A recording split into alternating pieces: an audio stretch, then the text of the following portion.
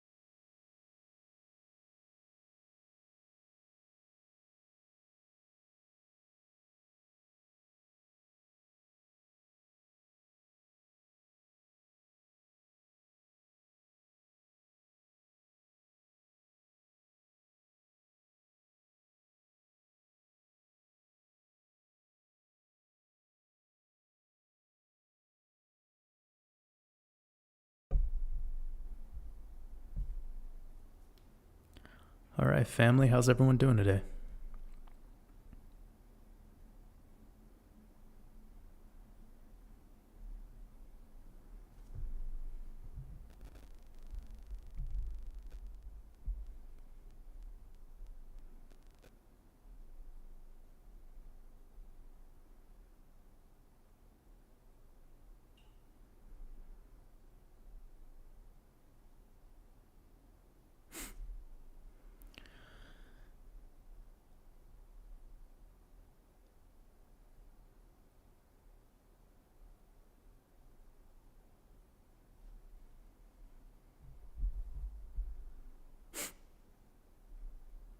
All right, got about 150 people.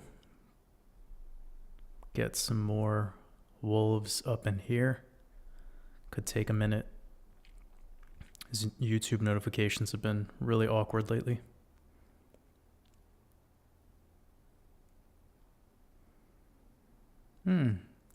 Jeff is asking a question about the chakras and the planets. It's super interesting stuff. That has been tied back to so many things. The planets, of course. Even the fingers on your hands are dedicated to their own planets, and parts of your palm as well. Super interesting how, I mean, from the Gnostics to the,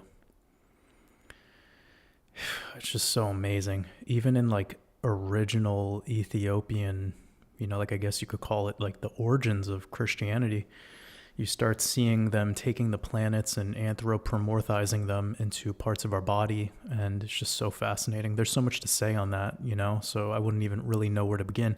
But one thing I can say is that the popular chart that shows you the planet and it tied to the chakra, a lot of debate around that.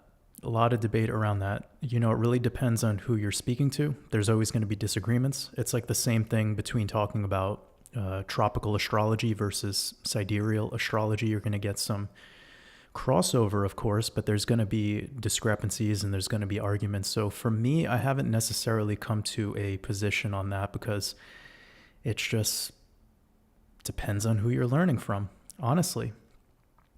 Because I've even seen people put Jupiter placement on the gut, like on the navel, and of course, that would be crown chakra. So it really depends. But I'll go to an image of this just to help, and it could make sense for people who are unaware.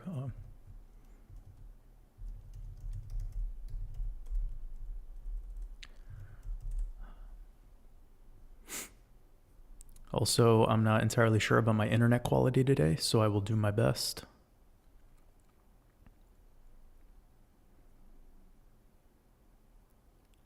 Yeah, see, it's all over the place. Like this one over here, they're putting Uranus on the top, which that would make the most sense to me, obviously, like based in my work. So if we're talking about the way I would perceive this, Uranus is Father Sky. It is the final toroidal imprint of the realm. It's deep stuff. So this would be totally different than what most people would consider when they're looking at these. They would place Jupiter here. They would place Saturn at the pineal. They would place Mercury at the throat, which that does match. Some would place Earth here. So it just depends. It really does. There's so many interpretations of this. So that's why when you go out of your way to start making these sorts of connections, understand that there is crossover, but every culture and civilization might have their own mythology that, although it does have crossover, the depth of the mythology that you're getting into might have a slight nuance that sends it in a different direction. And also we have the change of ages where, even if you look at the rainbow is inverted chakras, right? So you see when we look at like the rainbow in the actual sky, it doesn't start with the same color scheme as the chakra system colors are. Let me show you that.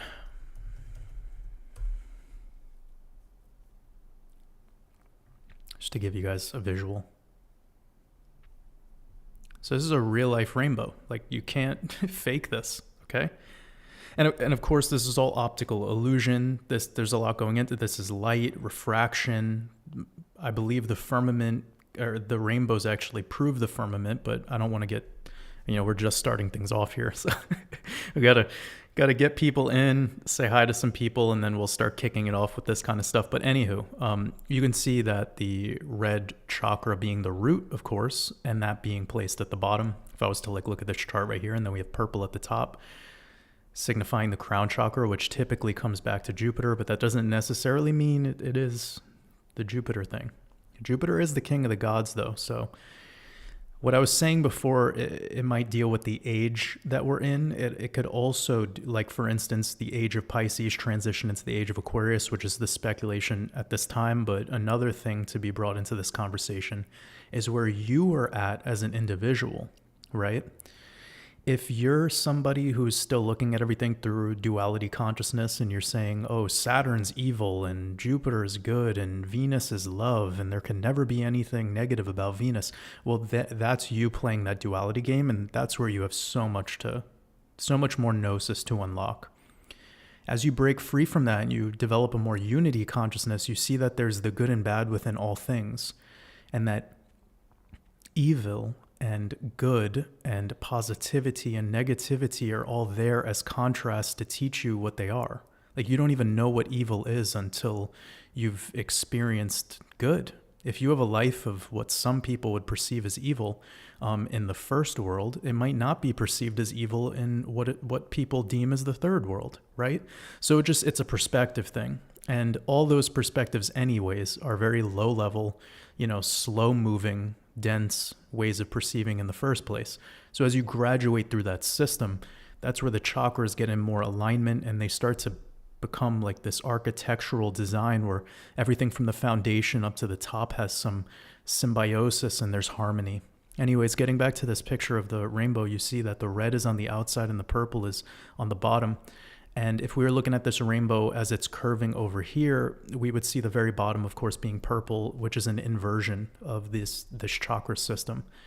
And then remember, Odin and Yggdrasil.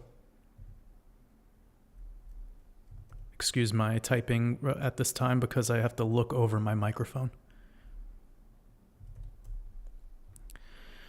So you'll know that this self-crucifixion event was actually done upside down. So this is something I was working on in the background that I kind of put on hold as part of teaching people some of this stuff. But with my teaching of mythology and how I tie it back into the markets and particular cryptocurrencies, etc., I started to create a lot of visuals, and I'm sure a lot of this has been done before, and that's why it's not a priority for me, because I don't want to just continue to rehash things that other people have done. I try to actually create new and exciting and unique material with my art. But anyways, you guys probably all know about the Norse mythology with Odin losing the eye and etc. But this upside down crucifixion, thinking about that with the upside down rainbow and the inversion, perhaps we're in the upside down, like what they call the Stranger Things show, where you kind of like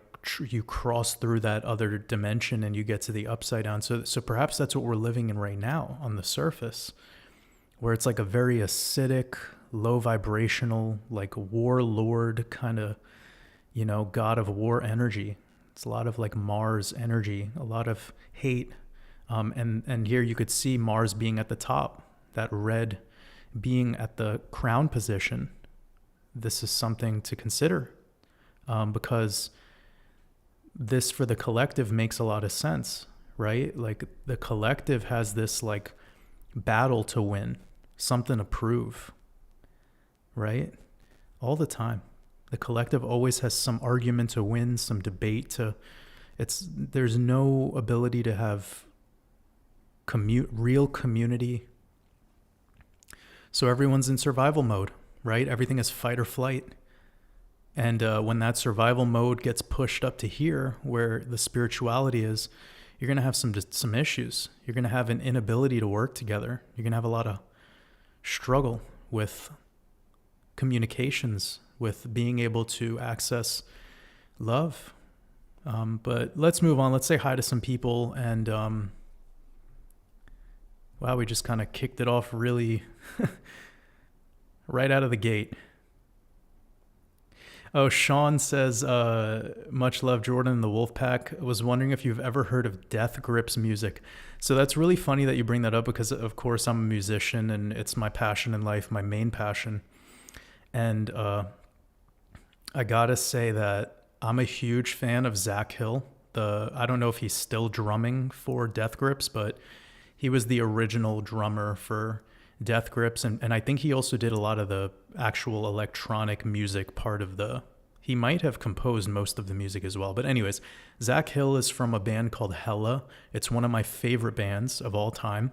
It is very difficult for people to get into this band. You probably most people won't enjoy them. I stumbled across Zach Hill and his drumming and the band Hella at a time in my life where it was just perfect. Like it was meant to be. I was really getting experimental in my guitar playing, really getting experimental in the music that I was opening up my mind to. And it just blew me away. There's a song called Biblical Violence. I'll never forget it. There's also a song called, I think it's called Osaka, off of their, probably their last album they put out. I think it was called Tripper. So absolutely love Zach Hill. I'm really inspired by him. He's like a human drum machine, insane, and incredibly talented. And I gotta admit, one of the most unlistenable bands that I could, like if I had to make a list of unlistenable bands, Death Grips is number one. I cannot listen to them for like more than 5 seconds without getting like agitated. And it's just like, it was almost like the music was designed to push you in that uncomfortable position that most music can't do. And they've done that for me. So I appreciate what they're doing. I don't listen to them. I respect what they're doing. I think musically, Zach Hill is one of the best to ever step behind a drum kit. If you're a drummer or you're somebody who's into drums, you got to check this guy out. He's absolutely phenomenal. So yeah, that's all I have to say about Death Grips. I honor them, but I just do not listen to them. They're not easy listening music, that's for sure. And it's funny, the people that comment that they're not quite into some of the music that I've shared or I've talked about. Well, damn, go check out Death Grips and then revisit some of the things that I've talked about listening to in the past. But, ultimately, I, as a musician and somebody that's been doing music my entire life, in my my own expansion consciously. Music was by my side every step of the way for my spiritual and conscious journey. So I always knew that the thing that I love the most about music is being able to tap into an energy, like being able to tap into an emotion. And that emotion was so special. And I guess also for men, it's really difficult sometimes to tap into that emotional layer that we all have. Of course we all have. So it brought me a lot of balance in like the feminine side of things. Even with listening to like super intense, like bands like Suila Loon and Glassjaw and Tool and, Between the Buried and Me, I could keep going. Like, believe it or not, even though the music was like aggressive in a way, and of course I grew up listening to a lot of pop punk, post-hardcore, I grew up listening to Bad Brains and Minor Threat, DC hardcore, all of that shit. I love it all. Like, I loved punk rock, I loved Nirvana, I loved it all because I always felt it gave me this sense of release of emotion, and I thought that was really beautiful. So most people that ask me about an artist or about a band, I typically know it. And when I start to talk about artists or albums that I like, I'm just going to go to the ones that brought me the most feeling because those were the most special to me.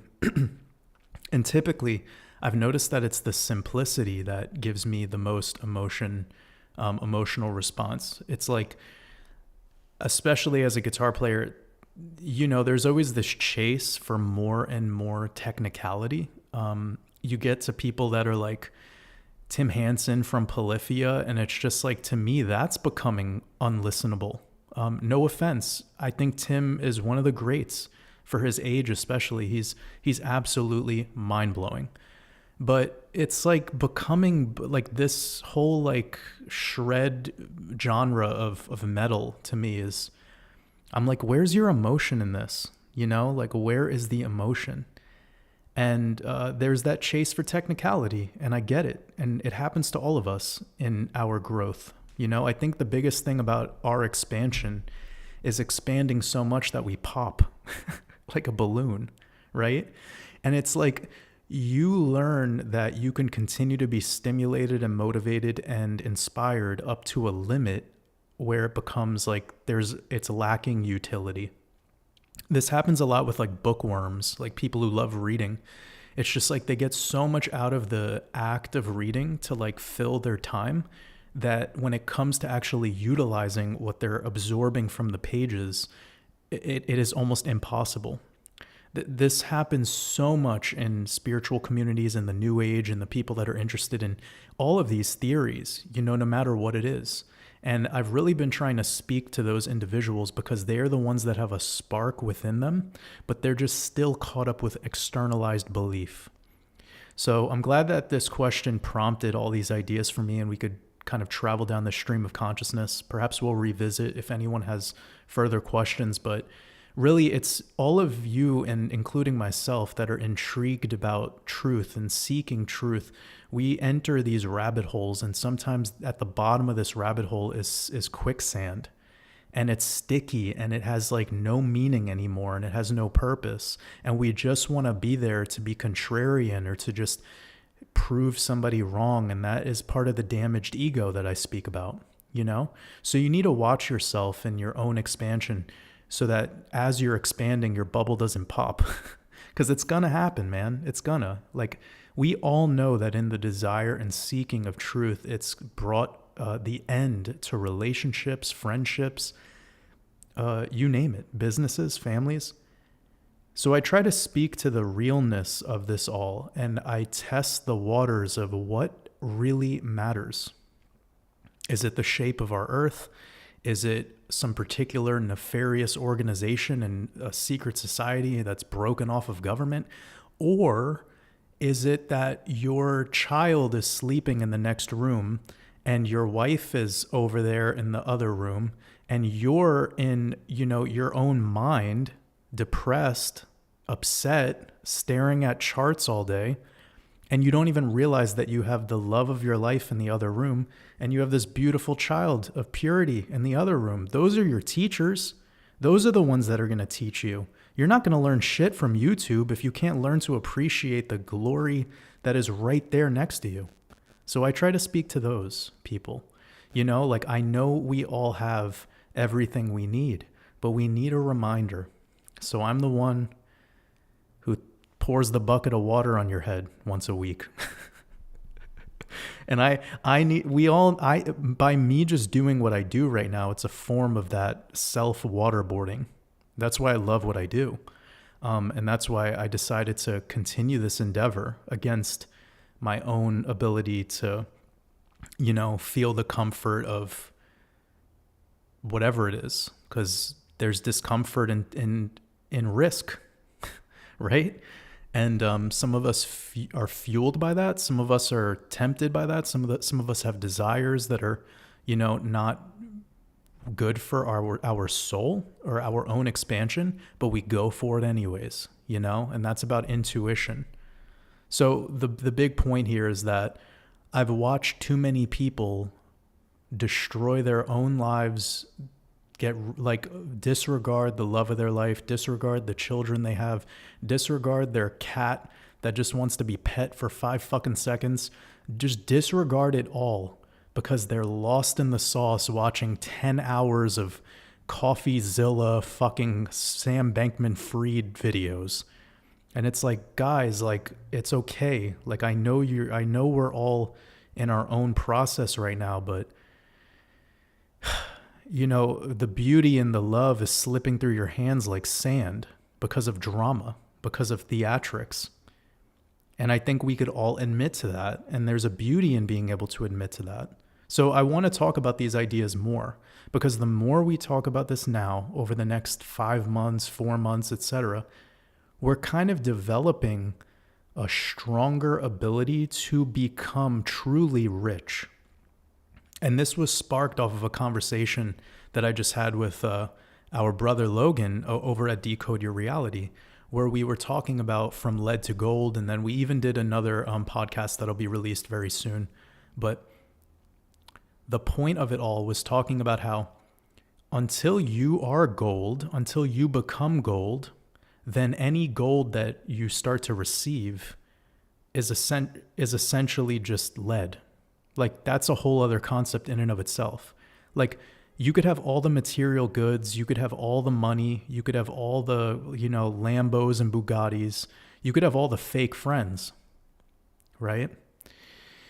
But it's until you feel a sense of purpose in the now moment and the ability to actually transmute any of that negativity, any of the hate, or any of the fear and turn it into love, until you can learn how to be an alchemist. It's going to be very difficult for you to hold the gold. It's going to be very difficult for you to actually utilize the gold. And this is going to happen. You're all part of an insane wealth transfer that is happening beneath our feet. It's going on as we speak, and it's being implemented. And you're all going to be part of that. When you get there, though, if you don't have this wisdom, well, then you're just going to be a rich person who's sad. Or you're going to be a rich person who lost everything because of a stimuli addiction. So I know this is heavy for many. This might even feel like an open session of therapy or something. But I think these are the beautiful conversations for us to all have. And I'm so grateful to be a part of them. Let me get to some of the chat. Got about 300 people in here. Not a lot of people today. Usually we get about 500, 600. I don't know, these Saturday live streams, either we're not getting as many notifications going out, or Saturday at this time is just a bad time. I'm not sure. It's probably YouTube though, because every new video that I put out on YouTube just is totally shadow banned. So I've gotten pretty used to that by now. There's almost nothing to comment on when it comes to that kind of stuff.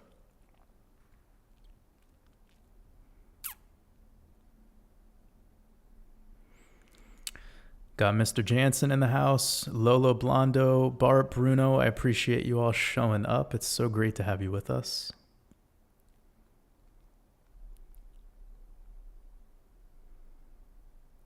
I got a super chat from Sarah Lynn. I really appreciate you, Sarah. She says, "Hey Waters, my sister Jamie, who's listening, is going through a breakup with her girlfriend and is very sad and feels lonely. Any words of advice for her?" Well, first of all, Jamie, if you're listening right now, you need to close your eyes. You need to close your eyes. And you have to repeat after me. I have everything I need.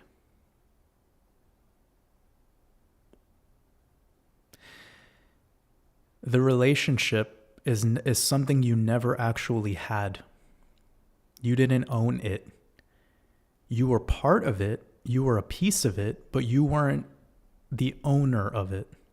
And I know this is a clear pill. This is going to feel a little harsh, but these are the words that need to be shared. None of you own your relationships. Okay? You're building together. You build together. Just like building a house, you build together. And when you build a bad foundation, well, then you're probably going to have some structural issues along the way. When you have the strength and ability to heal your egos as you're going through the relationship, then you will be able to honor the problems. You'll be able to honor the darkness, and then you can be real with each other and start going back and fixing those problems before continuing to build this Tower of Babel, if you will. Because that's all it is, right? You start building the foundation, and we call it the honeymoon phase, where like everything is ultra agreeable. You'll say you like things about the person that you really don't even care about or like at all. You don't even know them, but just because of that honeymoon phase, it's ultra agreeable, and you're the most, like malleable self. So now that you're going through that breakup, it's important that you realize that, first of all, the thing is space is probably needed. 2, for you to tap into self-reliance. And you do that by reminding yourself that you have everything you need already. You're already complete, Jamie. You're already complete. Now, when you get back into that essence, when you get back into that frequency, you're going to actually be able to remove some of the fog. You're going to be able to remove that fogginess, and you're going to have more clarity. And in that clarity, you're actually going to see this building, this temple, this tower that you constructed with this individual. And you're going to see now all the cracks, all the damage, the broken windows. And that is a perfect moment to not blame or shame. Of course, have no guilt. Don't blame her. There needs none of that resentment. You got to get rid of that shit, because resentment is yesterday. All you have is now. Okay? So while you're visualizing this thing for what it really is, okay? For what it really is. Now you can self-reflect on how you were in it.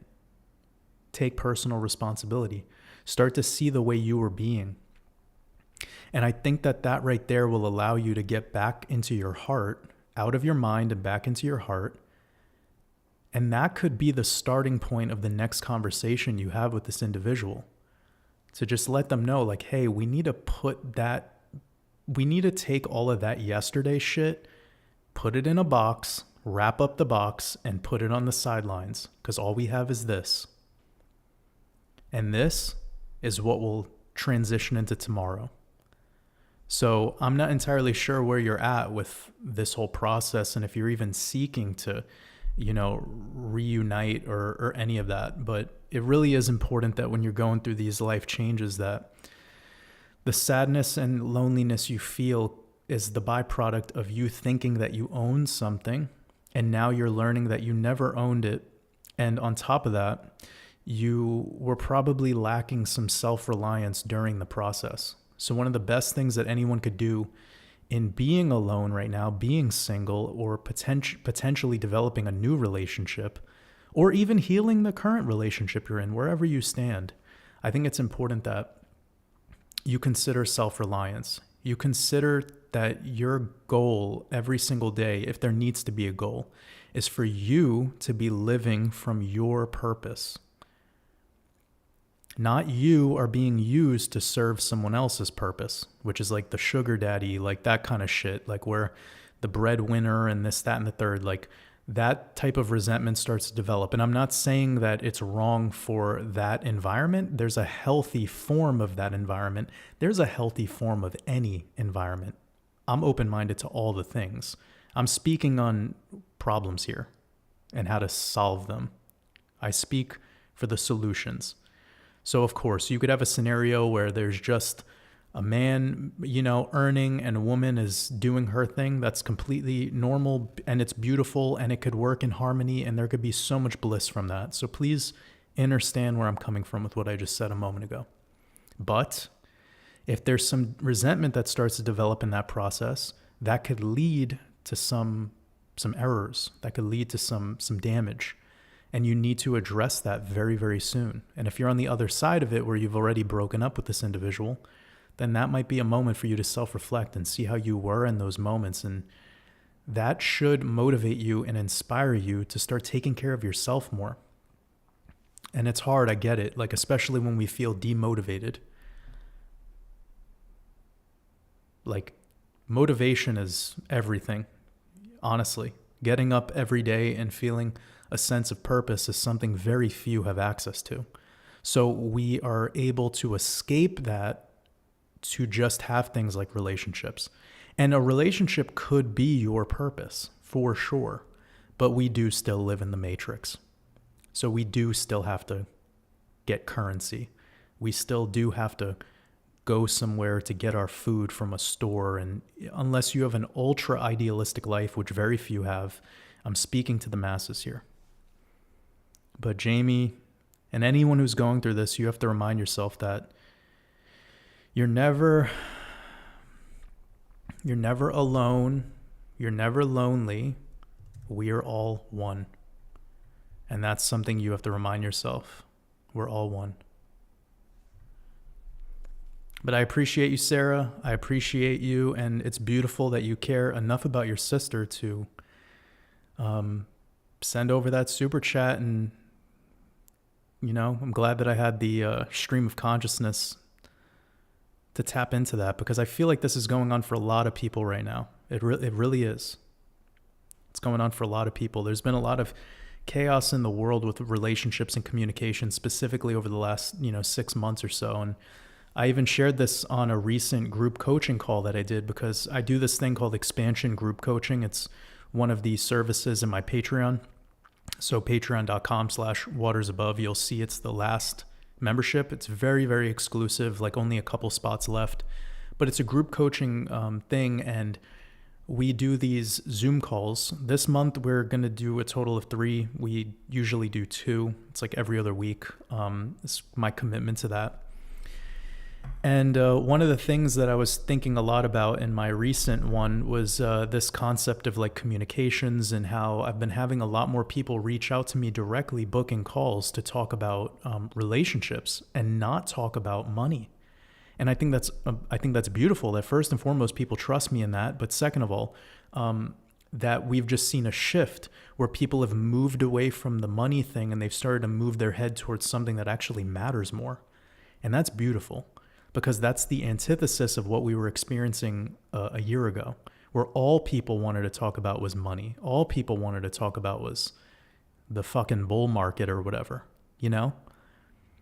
And then the bull market's gone, and now the same individuals that gave all their prana to the bull market are sad again, because they never cured the ultimate thing that was necessary to heal in the first place. You feel me? So this is the purpose of these live streams, and this is why we don't talk about the crypto and the charts and all that shit in these live streams, because it's actually quite unnecessary until you've gotten some of those bigger things in harmony. Again, there's no perfect way of being. There is just being, okay? I'll reiterate that. There is no perfect way of being. There is just being, and that is perfect.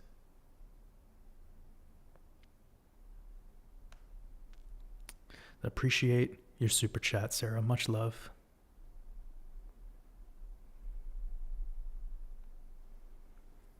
Also, if you're just joining in, go ahead, give this video a like, thumbs up, and then that way get more boost on the YouTube algorithm. Channel has been experiencing some shadow banning lately. Oh, also a little bit of an update since I have some people here with us now. 2 updates. Most of you are probably wondering about my thumbnail, and the thumbnail comes back to this new merch that I have, that I'm coming out with very soon for the holidays.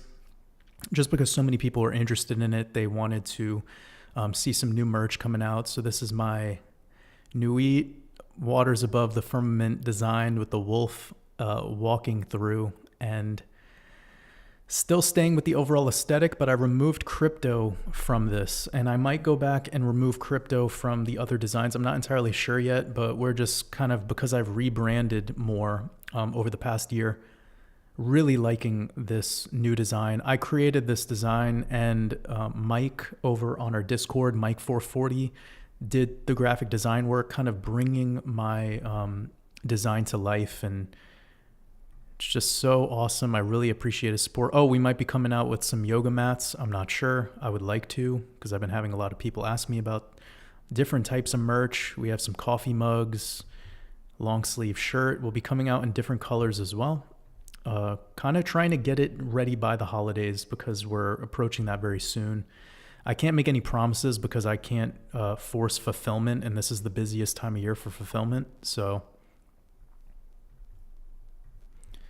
just showing you guys some of the ideas here so far, and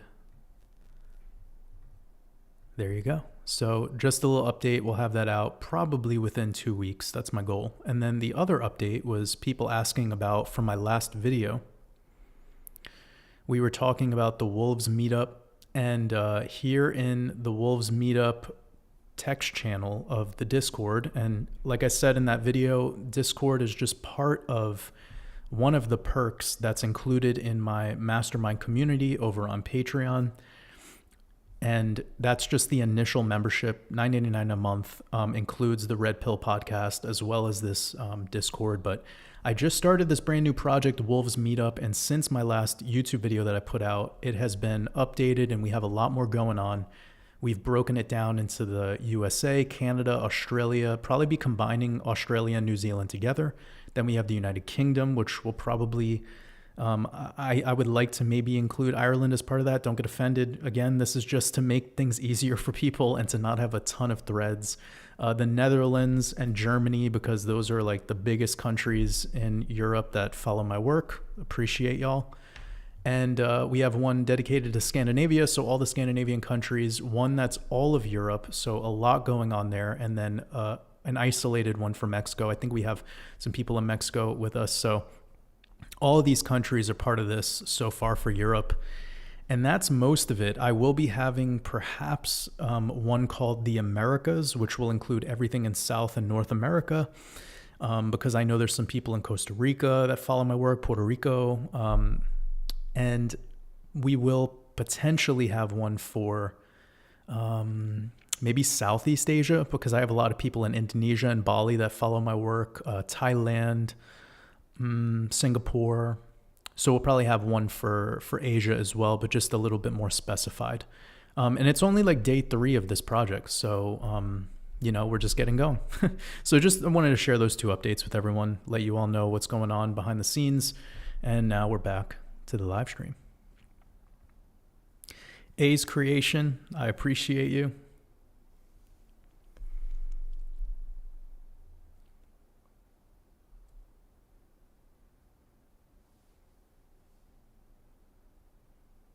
Helen Wheels, appreciate you. Greg Lucas. Somebody asked if they could share this live stream over on TikTok. I'm not entirely sure how TikTok works, so maybe. I'd assume maybe there's a function, but if anyone wants to write back to that individual and let them know if they could do that, let them know. Neil says, "Hey man, I love your expansion mastermind course. Thank you very much." That means a lot to me, Neil. I appreciate you supporting my art. Much love.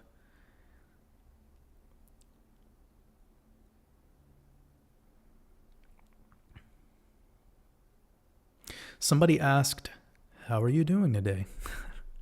I'm doing better every day. I'm really grateful to be here with everyone and to be kicking off this live stream with Gnosis right out of the gate. And I really enjoy doing these live streams. It really does feel great to be able to disconnect from some of the other projects that I typically work on and to, just kind of hang out with everyone and answer questions as they arise and go down streams of consciousness as they channel through me. Facile, sending you lots of love. Hope you're having a beautiful weekend. Looking forward to our next expansion group coaching meeting on Thursday. Looking forward to anyone who's going to be joining that for any of the expansion group coaching members that are here. It's a small little family, but we're taking action.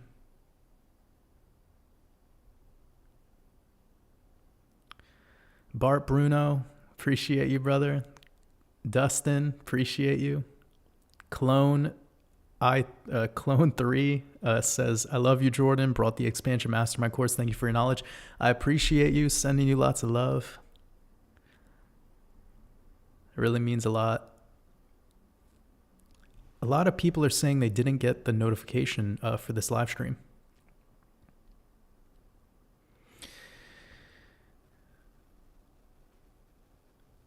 Somebody's asking about hypnosis. I mean, I know it's super powerful shit, but like,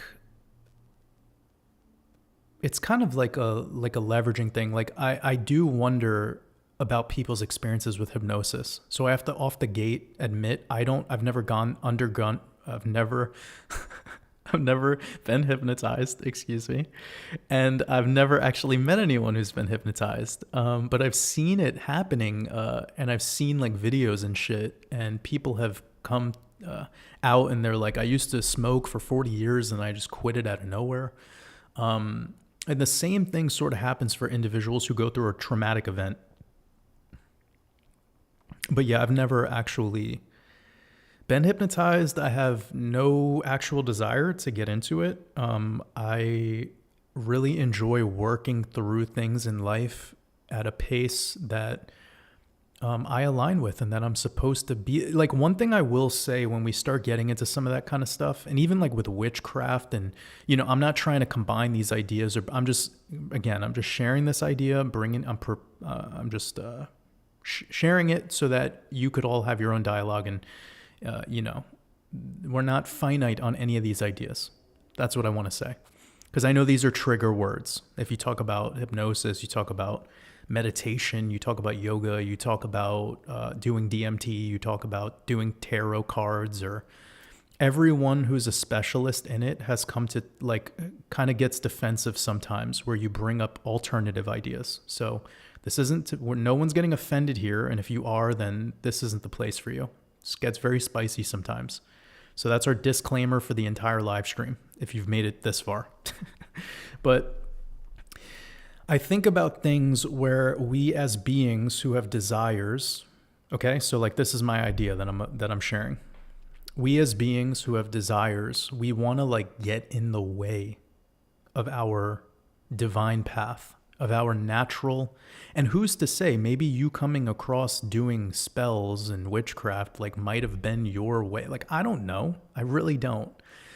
I'm aware there's white magic, there's black magic, there's fucking the Lima. You could get into Crowley's work. You could get into more, not even Abramelin. There's lesser ceremonial magic. I mean, I've done my research on it to the point where I'm like, I don't know if I really want to fuck with all that shit.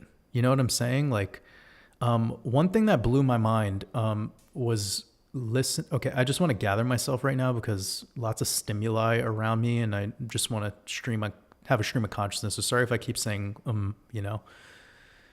Anyways, I was listening to this band, the Mars Volta, talk about the creation of one of their albums called The Bedlam and Goliath. And during this recording, they were using a Ouija board to actually write all the lyrics. Now, I don't really know how they pulled that off, but this is what they said. Now, they're Puerto Ricans, and Puerto Ricans don't fuck with Ouija boards, okay? This is serious magic shit, right? They take it very seriously. And So they were using this to actually write the lyrics, and all this crazy shit happened during the making of the album. Like they lost the entire album, like I think 3 times. One of their producers died during the making of it. Their studio flooded a couple times. Like just crazy amounts of shit was happening, right? And I think like, okay, there's something inspiring about taking the quantum leap to get into the spirit realm and start to interact with it in a way that maybe just the pure fear that most people have of it is why they don't get involved. And then some people are just motivated to try it out, and then they do it, and then they're like, oh my God, this is so enticing. And it gives them a sense of purpose in life. And then these people start going down the path of learning ceremonial magic or getting into it at a deeper level. So I am not one of those people, but I'm always a student of everything that I come across. I'm always intrigued. You know, I was intrigued by Crowley. Even though I got to admit, I've never read any of his books. I listened to one of the audiobooks of that really popular, I forgot the name of it. And it was during a road trip while I was driving. I wasn't taking notes. Like I was just like, oh, okay, this is fascinating. Because before I want to say something about somebody or develop an opinion about somebody, I would love to meet them. But Crowley's dead, so I can't. And he was everything was like other people's shared perspective of him. And until you actually read into his work, you don't have an idea, right? So I was like, I'll skip the reviews and I'll go straight to the source. And that's what I believe everyone should be doing. Go experience things for yourself in life. Stop listening to people's opinions and reviews about other shit. So with that being said, I think it's interesting to want to interact with the spirit realm in a way where you want to kind of create a change in the timeline or create a change in how things were supposed to naturally go. So what's all of your guys' opinion on that? Because I've always wondered, you know, I do bring some people into my space naturally by the way I talk and by the fact that I go over Gematria and Numerology and some astrological applications, even though the astrological application that I really focus on the most is mythology, but you feel me, right? Now, I wonder the people that are enticed by ceremonial magic and getting into this desire-based wanting to, like they have this desire and then they're tempted to do what it takes to make it come true. And it just so happens to be like the dark arts. You know, I was super interested in that because I haven't come across any of those individuals in my real life. Although I might have attracted some of those beings into my space with what I just said moments ago. I'm not for or against anyone's practice of any of that shit. I also do not believe that there was any particular religion that was against any of that shit because they were all practicing some, you know, magic that they were learning from the Egyptian mystery schools anyways. It all goes back to Egypt. And if you're disregarding that, then it's because you're in the cult of the Abrahamic religions and you haven't learned enough yet. Again, clear pill, but it needed to be said. So yeah, just super fascinated by it all. And I don't really know if I have the time to commit to the study of it more, but I could see where getting into alchemy and sacred geometry and really, really diving super deep into it to a point where you start to utilize it for ceremonial magic could be creating some amazing experiences for you in life and stories. And it doesn't necessarily mean it's positive. Just by taking the leap to playing around with it, like the Mars Volta did with making a whole album with a fucking Ouija board, and all the chaos that unfolded during that process created that album we get to listen to. And you listen to this album and you're like, whoa, you know, this is fucking amazing. And I know that like bands like Tool, at least Danny Carey is messing around with a lot of that Enochian shit. And yeah, super fascinating. Obviously Black Sabbath, Led Zeppelin, fucking the Beatles, they're all fucking around with Crowley. They're all super interested in that shit. You know that, right? So there's a reason why they were into it. And I know another thing about Hollywood, well, of course, Hollywood having to do with the Druids, the wood of the holly tree. That's what they make the magic wand out of. But one thing that's super fascinating is there was this producer or director. I don't know if Ian is here right now, but Ian sent me a video of this old school clip of them talking about that when they're done making an album or they're done making the reel of film for the movie, they send it off to like a ritual room, like where they perform a fucking ritual on the reel of music or the tape of the film. Like they actually like draw a circle and a fucking pentagram, and it's just like, but the people like me and us, everyone that's listening to this live stream, we're like, yeah, of course they would do that, right? Like you wouldn't even blink an eye. I have no judgment. It's like I knew they were doing shit like that. That's how they cast this influence over the minds of man. That's how they manipulate people into like wanting blood and guts and violence and war and like, you know, just like all the shit that most movies are. And it's become even more acidic lately because it's like all of that plus lots of CGI and just graphics, and it's too much stimuli. Anywho. Oh, I see Logan joined us in the chat. Appreciate you showing up, brother. I don't know if you're still here with us, but it's great to have you. Oh, and by the way, I will wrap up everything that I was talking about before. I'm not somebody telling anyone to go practice ceremonial magic. I don't do it myself. I was just intrigued by it and where this question stemmed from with hypnosis. And it is a form of magic, right? Like, seriously, it is. And the ability to control another person as well as reprogram them or deprogram them. I mean, it's all magic, guys. Like, if we'll... I'm going to pass through this idea just so I could wrap it all up. This is all magic. Everything, every music, every time you leave your house, it's magic. It's like Jay Electronica's song. I think it's called, what is it called? It's called Real Magic, right?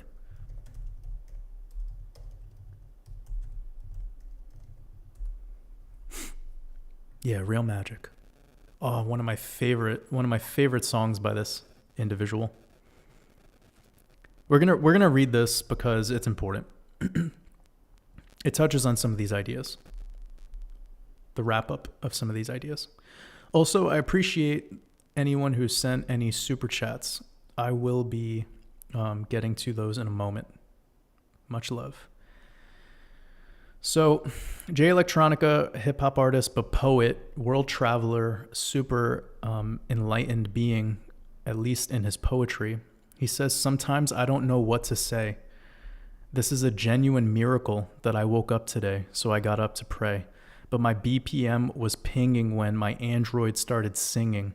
He's basically saying that the moment he woke up, his phone started going off, his notifications started coming in.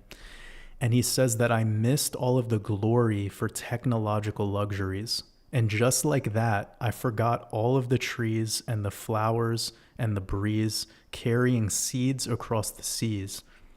Extra honey in my tea, but pay no homage to the bee. It's fucking deep. And then he says, whatever happened to us? Like, seriously, like, whatever happened to us, man? And will we ever let the magic come and tap into us?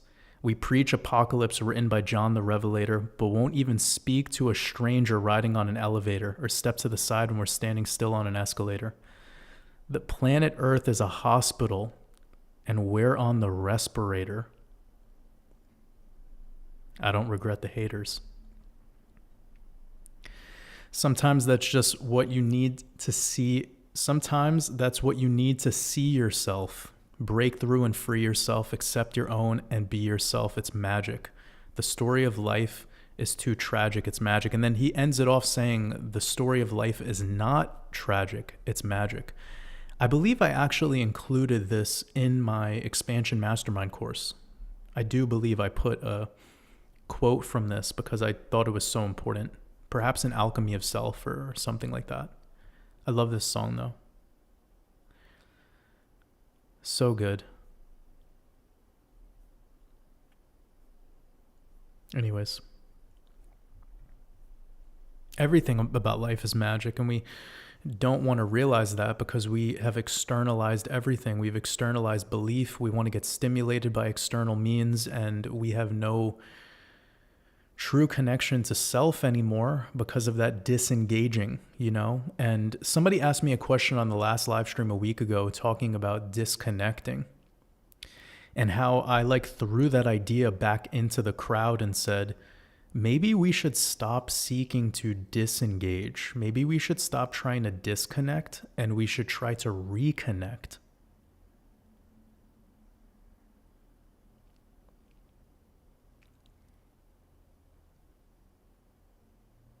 So I thought about that a lot. You know, when it came out of me, I was like, why did I say that? But then also I started thinking deeper. I'm like, on one hand, you have the Matrix. On the other hand, you have like the New Age, Eastern spiritualism, ego death, Ram Dass, Alan Watts, Sadhguru, kind of, you know, that whole thing.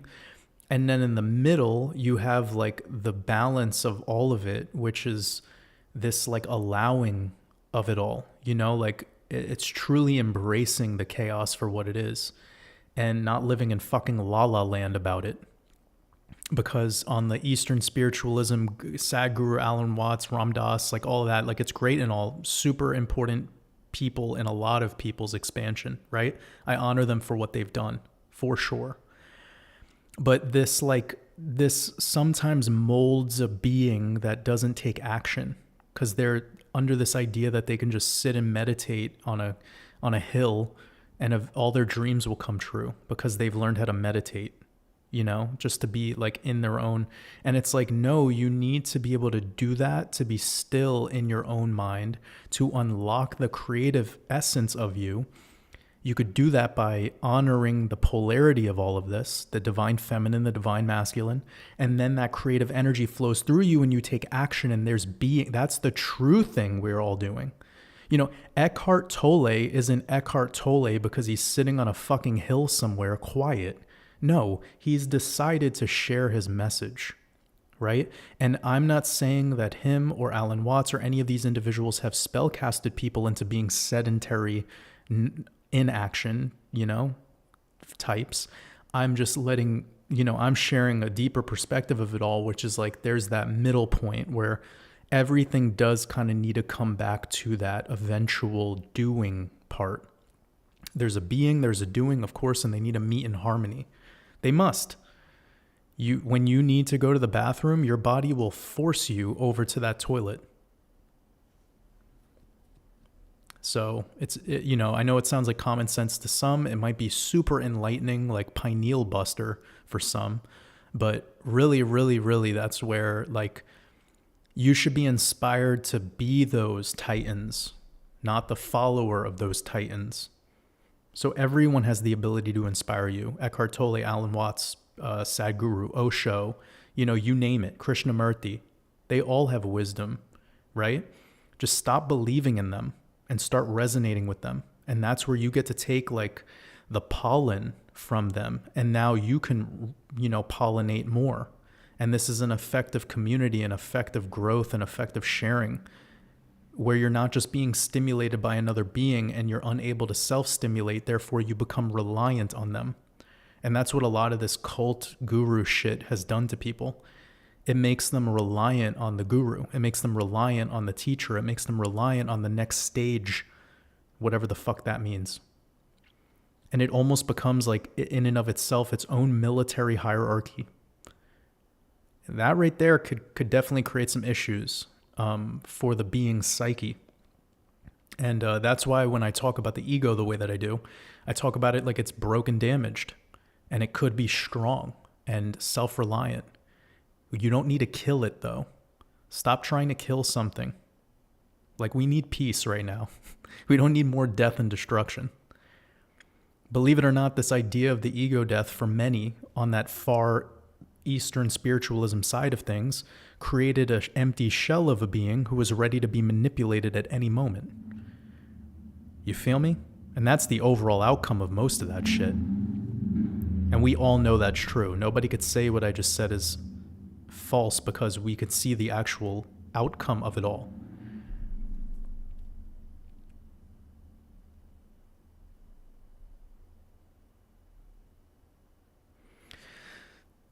I'm going to get some of these super chats because I missed a couple. I hope you're all doing amazing, by the way.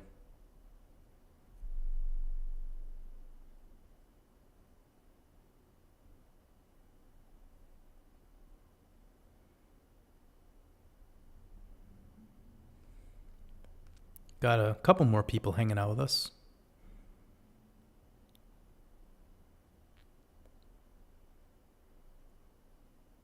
Badam says, are you or did you use drugs? Okay. Are you or did you use drugs?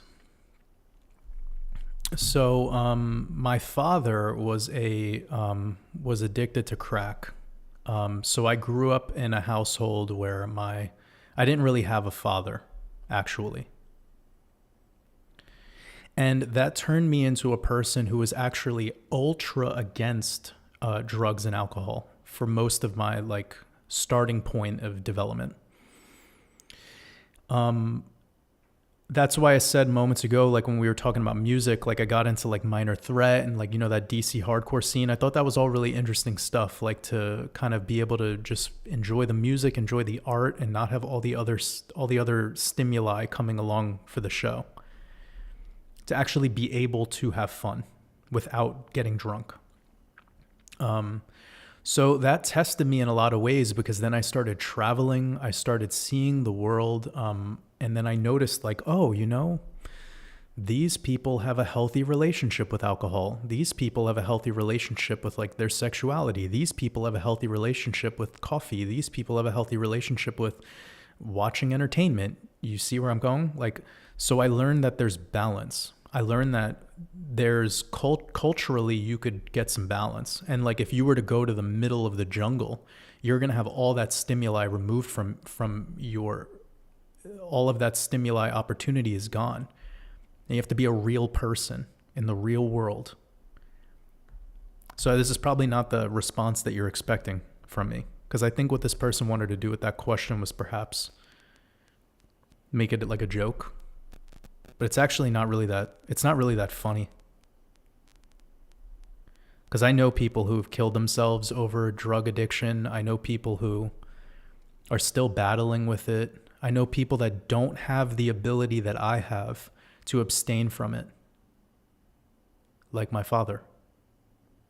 And they're not bad people. They're really beautiful people, all of them. And there's a really beautiful conversation we could all have about those sorts of things. And I think we almost use it as a way to poke fun at people, or to maybe even prove some sort of a point, when some people start to talk openly and have vast ideas and start to spread their gnosis, people are like, oh, you must be smoking weed all day. It's well, actually, no, I don't even smoke cigarettes. I don't smoke weed at all. I don't even take edibles. I think that's where that energy comes from. A lot of the times when people ask that question, that's usually their intent. It's almost like an insult in a really strange, deeply hurt, egoic way. So hopefully my response shines a light on it in a different perspective that gets that individual to feel no, we don't need to rely on anything here. We're just chosen ones. Made in the image of Source and aware of it. And when you get to that level, you could go outside and look at the sun, and you could learn 100 times more than you could learn from a documentary. Remember what I just said.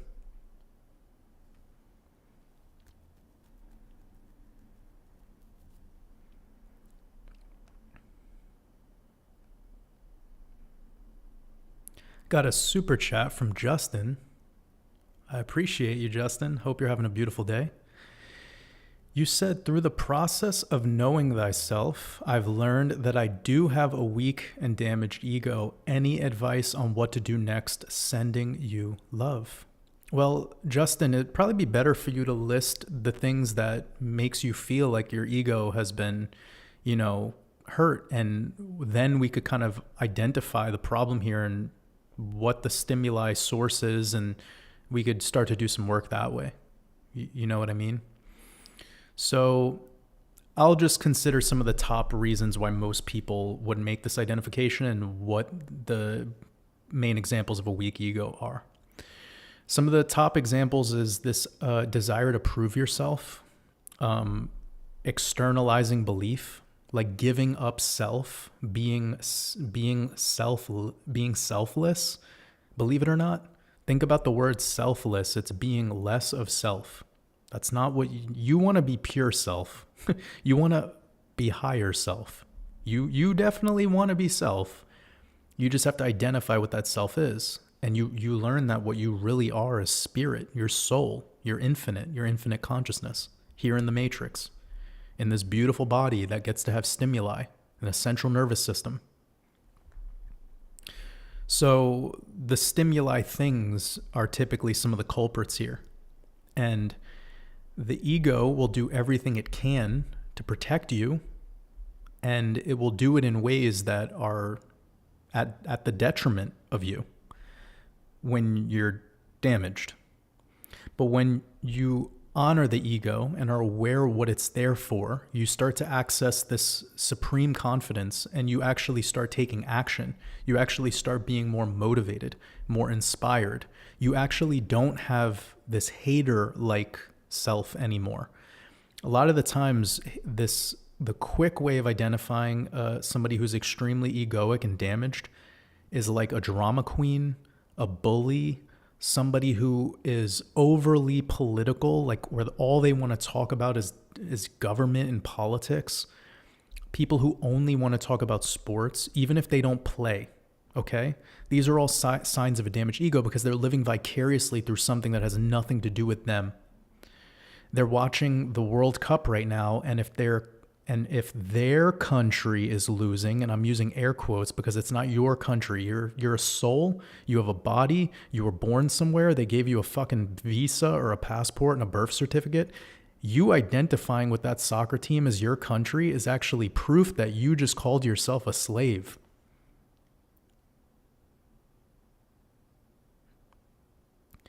Do I need to say it again? Okay. So if you want to be free, you have to listen to what I'm saying right now. You have to identify all the moments where you start to live through something that you aren't even actually living. Like you're not the one that's living right now.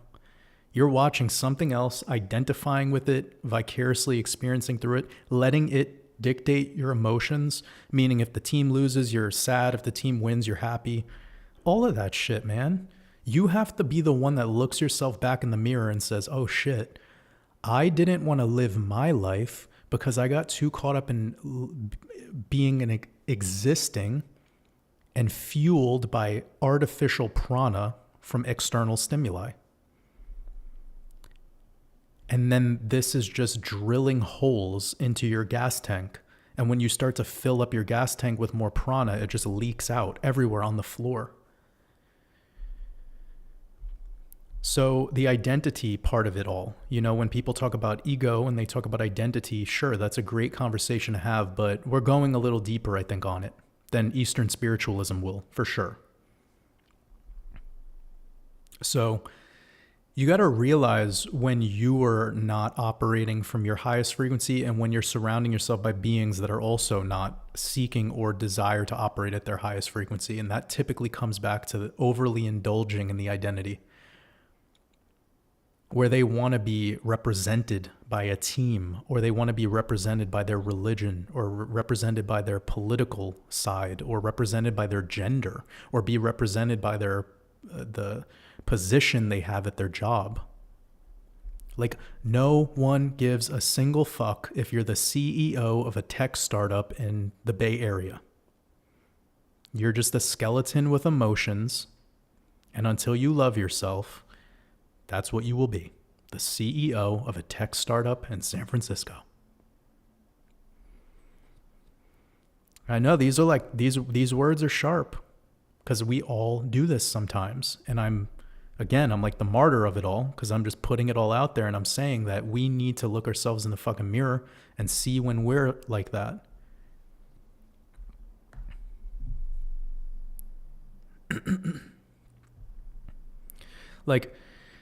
And I'll speak directly to Justin. Justin, I'm assuming you're from America, right? You're not Justin, the male who was born in America. You're a god with amnesia.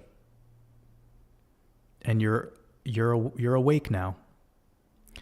And when you start this awakening process, you start to notice all the damage. You start to look at the temple and you're like, oh man, it used to be this pretty castle, but it wasn't actually my castle. It was the castle of the Yankees, or it was the castle of Donald Trump, or it was the castle of my favorite fast food restaurant, or it was the castle of my idealistic relationship, but it was never your thing, right? We touched on relationships before. We touched on the sports team. Let's just say you're from Spain. You identify with the Spain team or whatever.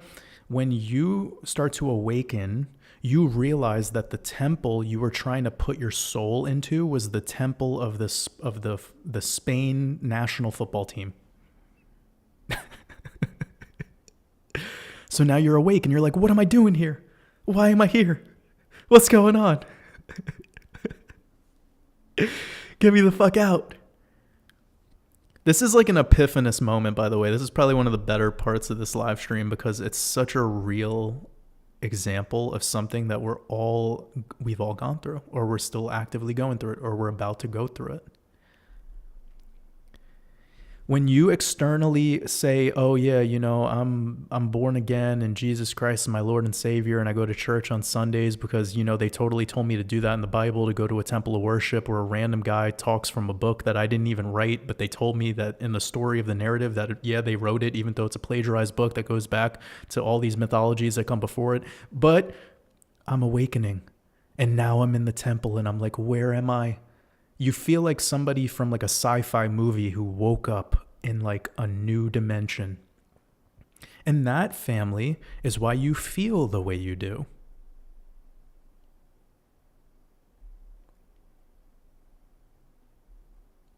That is why you feel the way you do when you're awakening, because you could feel all this, like it's wrong. It feels wrong. Because it's not your temple. This body is your temple. You've been trying to like astrally project out of your own being by doing the dirty work for the other thing. Because that's all you're really doing. You're like a gold miner for the Spain national football team. You're a gold miner.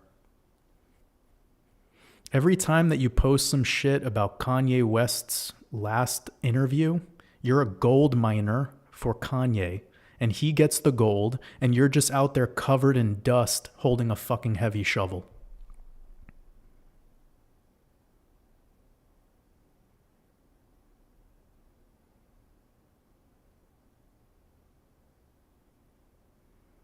So do you want to be that?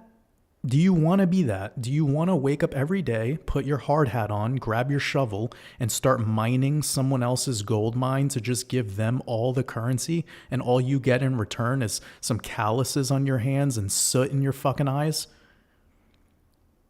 Talk about etheric slavery. So you're all just waking up in the wrong house. And the house that was the true house is right there. It's connected. It's there. Touch your hands right now together. Literally, everyone, touch your fingertips together. Touch your fingertips together. Close your eyes. Seriously, close your eyes. Get your shoulders like more retracted. Get comfortable. Now, think about your fingertips. Think about the energy that's running through your body right now. It's always there. There's literally like electricity that's flowing through your fingertips right now, and it's going up, and it's like it'll start to tingle after a while.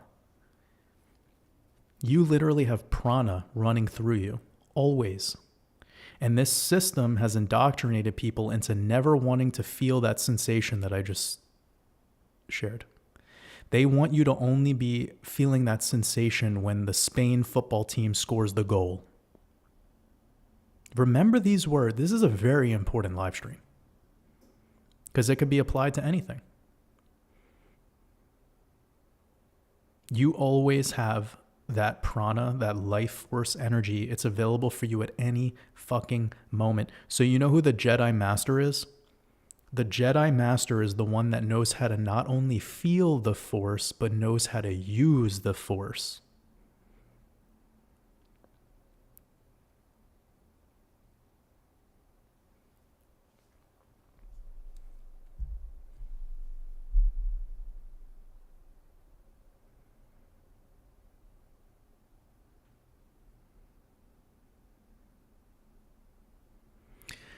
Anna, Anushka, I appreciate you. Sending you lots of love. Appreciate the super chat. Wishing you a beautiful, beautiful rest of your weekend.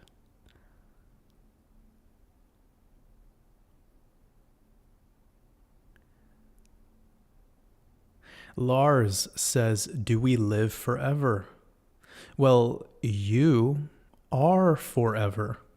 You are infinity. Your body, on the other hand, is a rental vehicle.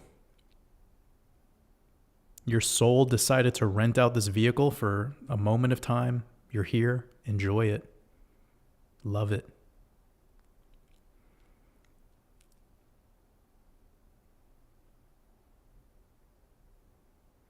Goku says there's white magic but no white hats.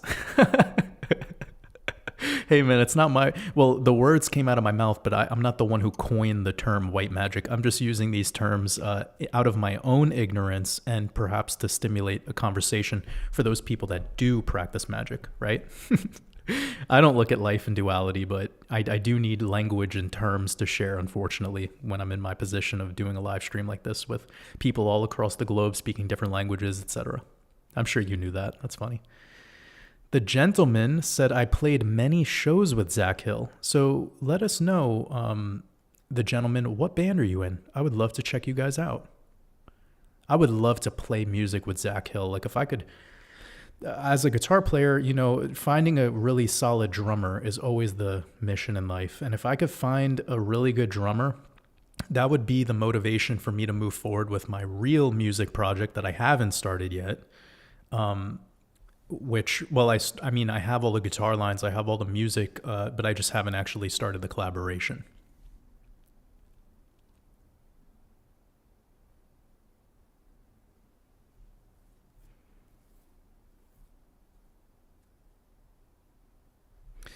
Damien, I appreciate your super chat.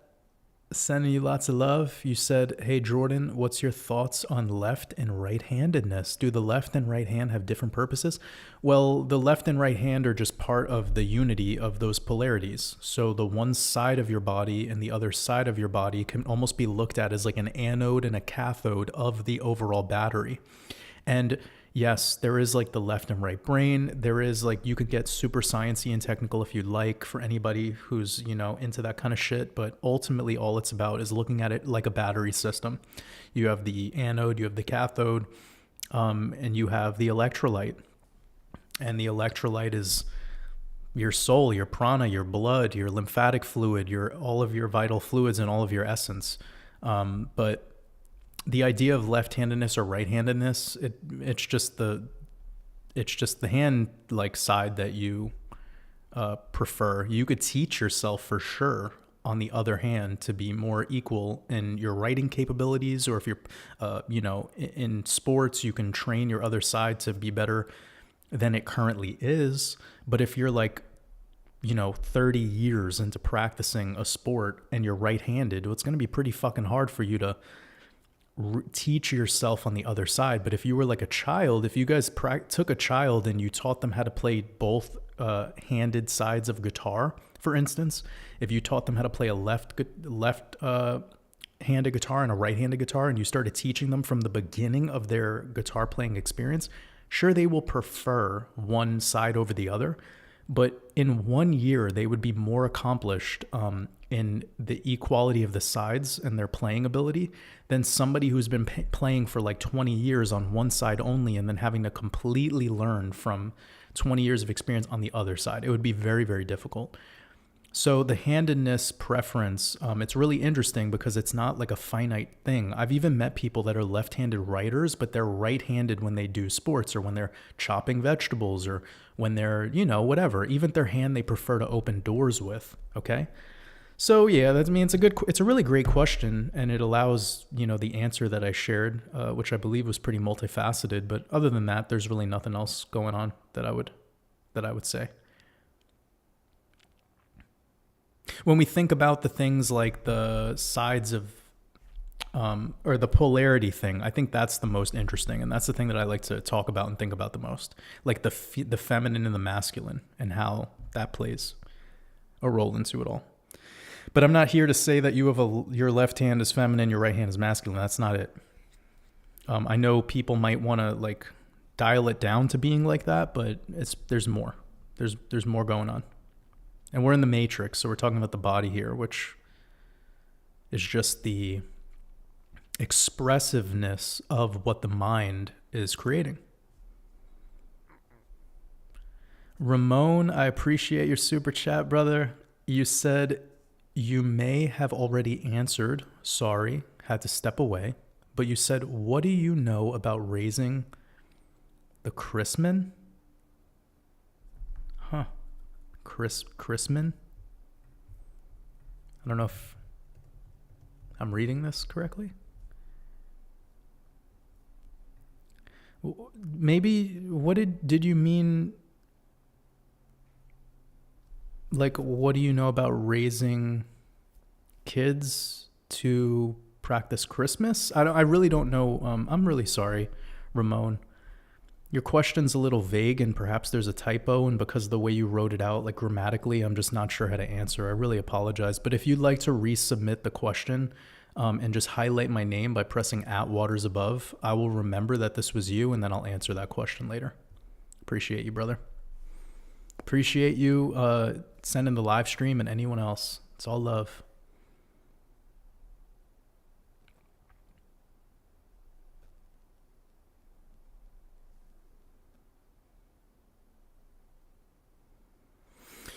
You guys are talking about magic some more, and I think one of the most obvious magic rituals that no one wants to call magic until you become a little bit more enlightened is sex, right? Sex, the ritual of creation of people. I mean, that's pretty incredible. People who are completely asleep can make babies together. Like, that's amazing. I mean, the digestive process is magic. Being able to put food in your mouth and out on the other side comes something else. Like if you really think down to what magic is, it's all kind of magic.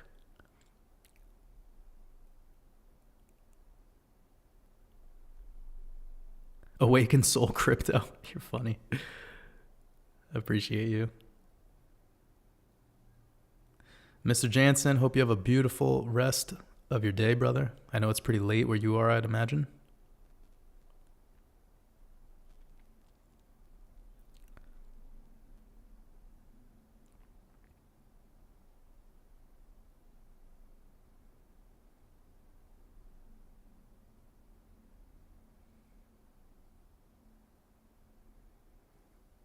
I hope you're all having a beautiful,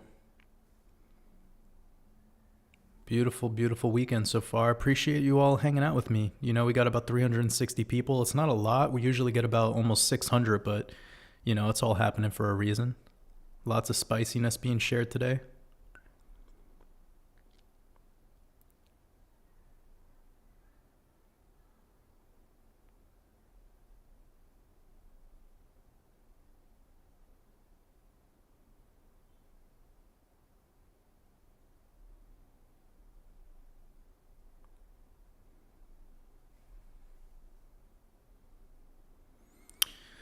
Somebody's asking if I'm from DC. No, from Brooklyn, New York.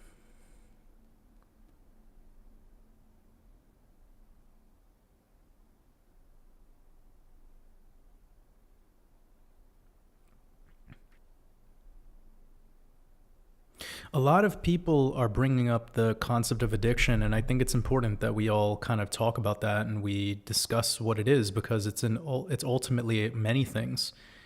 It could be food is probably the number one. I think that like maybe no. There's something more than that. I think it's like dopamine scrolling, like looking through the internet, looking through TikTok, looking through the social media apps. Like I think phone scrolling and just surfing the internet is probably the number one addiction in the world right now. And then the second one would be food. And then, you know, from there, they're probably all more alike than they are different, right? So yeah. And I guess the scrolling thing, it comes back to the porn thing as well, because anyone who uses the internet, like within 5 seconds, it goes from being what you searched for to like porn. Like that's how they design the internet. I think I remember hearing what's his name talk about that.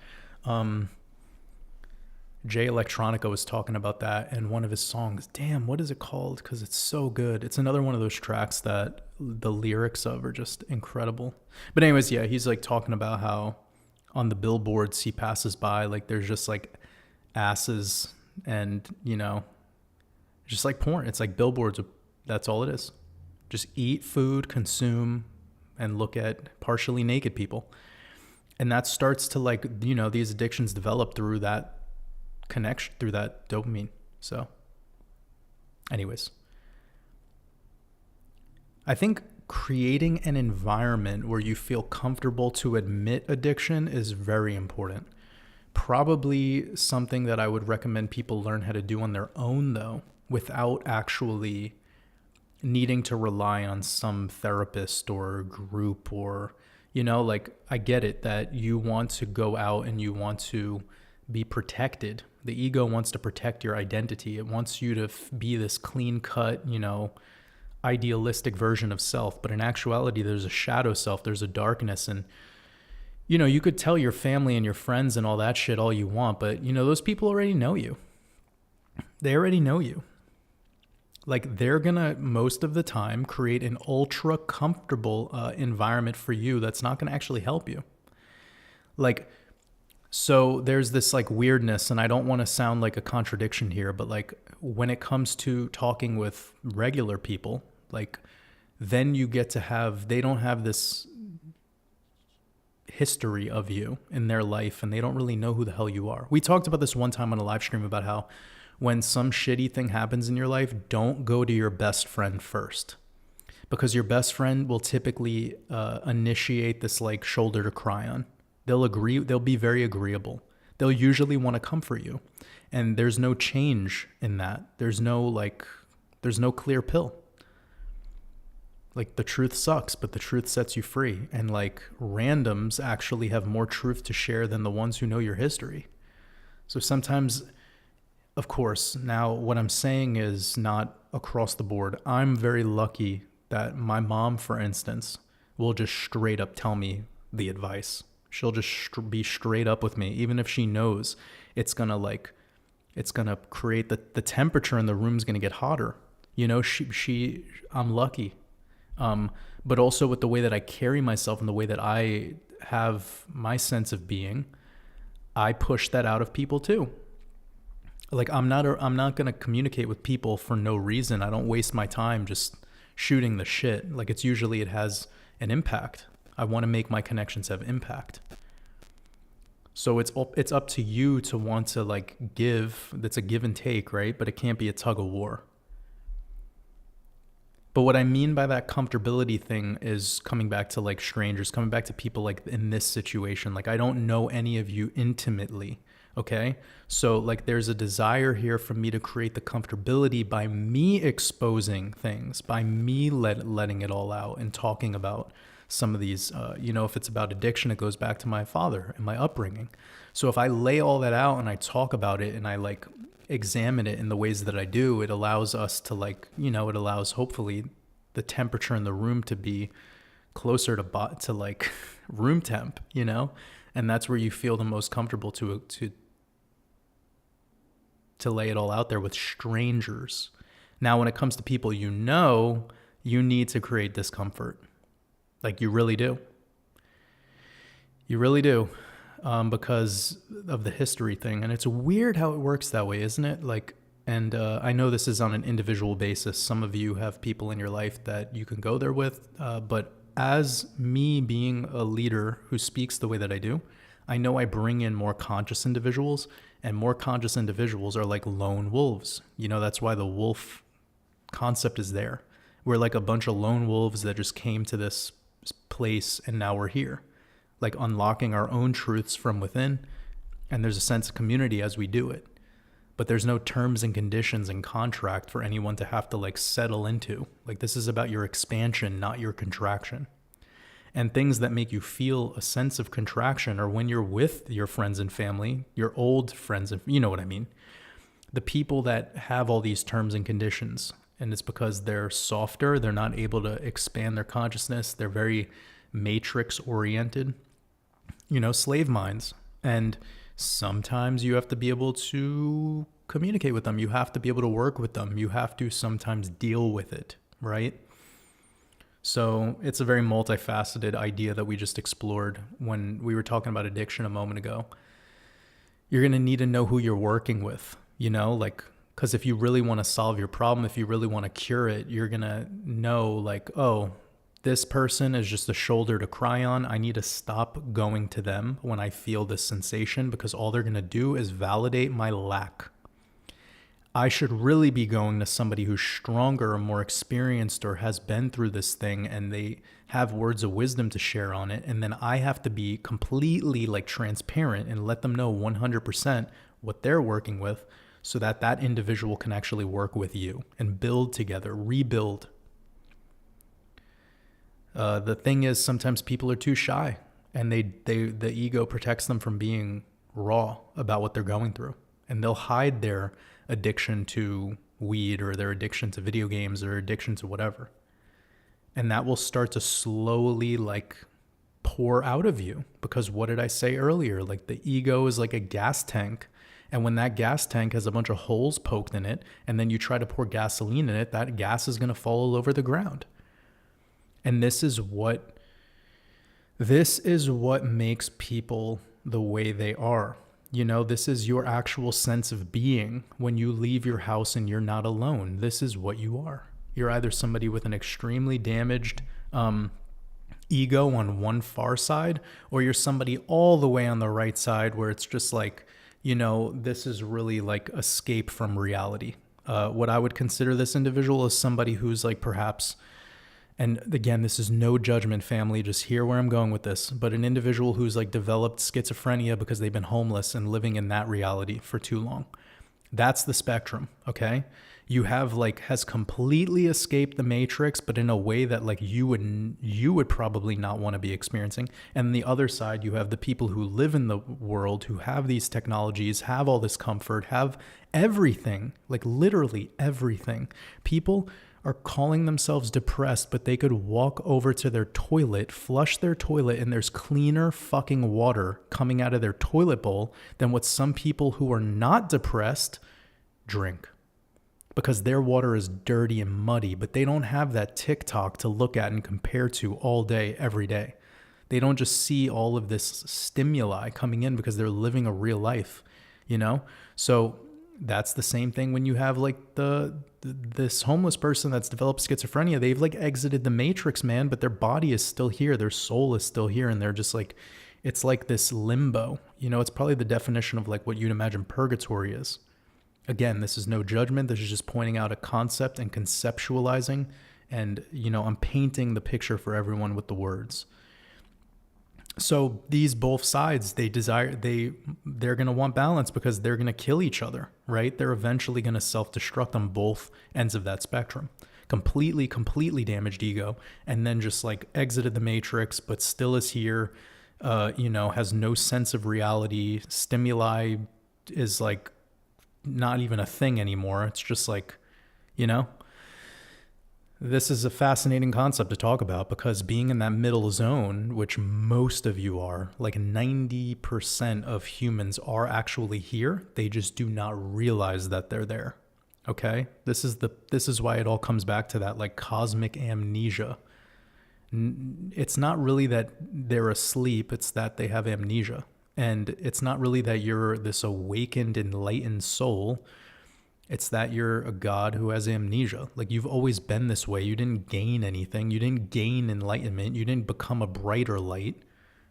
You just took the dust and the dirt and the soot on the outside of your light bulb and you decided to fucking wash it for once and reveal it to the world. You decided to clean up your dirty laundry, as Logan over at Decoding Reality says. So think about these concepts, family, because of course it always comes back to balance, right? And for the 90% that are in that middle zone, which is a huge spectrum, what are you using as a crutch? Identify what you're using as a crutch. Because what somebody might deem as an addiction in another person actually is the thing that's providing them with the most sense of purpose. No one knows, because there's no correct way to be. There's no perfect way to be. That's where we have Zionism and socialism. It's a cute theory, but it doesn't work. It doesn't work because it's not meant to. We're not meant to be completely, without identity, and we're also not supposed to be only based in identity. There needs to be some middle ground.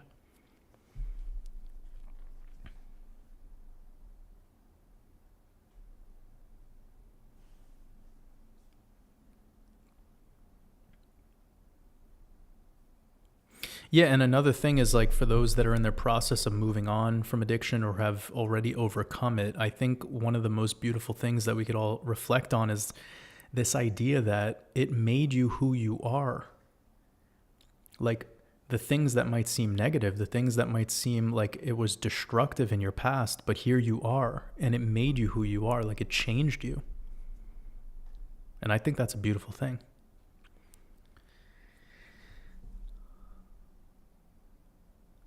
Oh, Travis LC, I really appreciate your super chat, brother.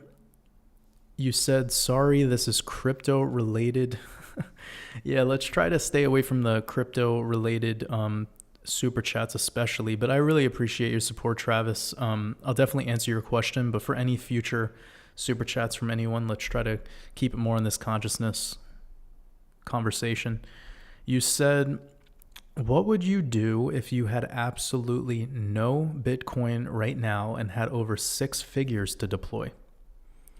Would you take the risk and wait for another dip, or just buy it all right now? Thanks for everything you do. This is a good question. I think a lot of people could resonate with, wanting to know my secret sauce. Okay. First and foremost, I am not a financial advisor. This is not financial advice. And this is a disclaimer specifically, for these sorts of questions, because we get into like a sticky territory with these ideas. So I am not telling you what you should do. I'm telling you what I would consider doing. Now, if I had 6 figures and that was my whole savings, then I would cut that in 50%. And out of that 50%, I would actually cut that in half again, and I would have like a risky portfolio, and I would have a super low risk portfolio. With my risky portfolio, I would really wait this one out. And with my more conservative portfolio, I would stick it to Bitcoin, Ethereum, and XRP, and I would just go in with buy-ins, dollar cost average every week. If you have a payday from your job, or if you're somebody who has a business. I know that this individual is saying he has 6 figures, but we're still going to do dollar cost averaging accordingly with that other 25,000 or whatever. So then this way you have 50,000 hiding somewhere. You could put it inside of a popcorn bag that you ate from 4 days ago, and then you want to cover that in feather and tar, and then dig it inside of put it in a grave. Just fucking around. Just take the 50K and keep it somewhere safe, okay? And then with the other 50, I would break that into 2, and I would deploy, part of that every time you're getting cash flow.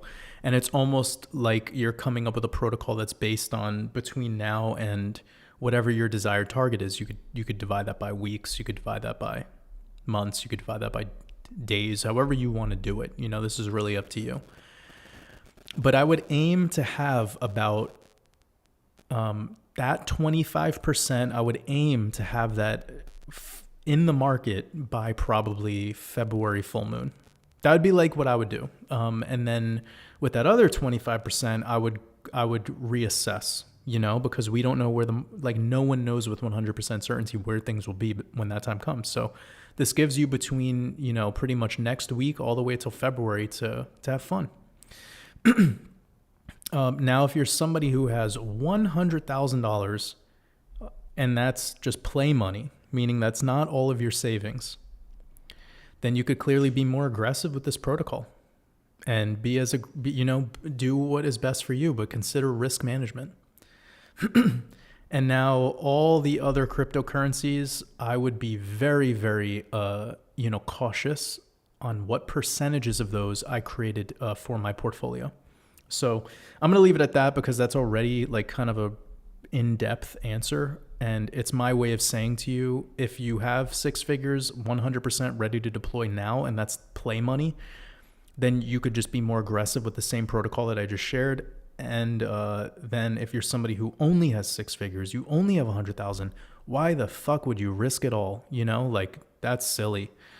So I don't know if Travis is in that situation. I hope he's not. I hope he's somebody who has play money that he's using, because at the end of the day, this is cryptocurrency. This is investing, and investing is not about certainties. It's about the probabilities based on your investment thesis and the research that you've done.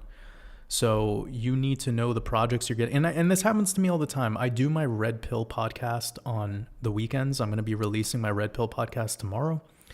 And I don't pick the altcoins that we go over. The community does. The community will pick 4 or 5 different altcoins, and I'll go over them every week. We've been doing this now for almost 2 years, okay? It's like episode 89 tomorrow. So you can imagine how many coins I've gone over, right?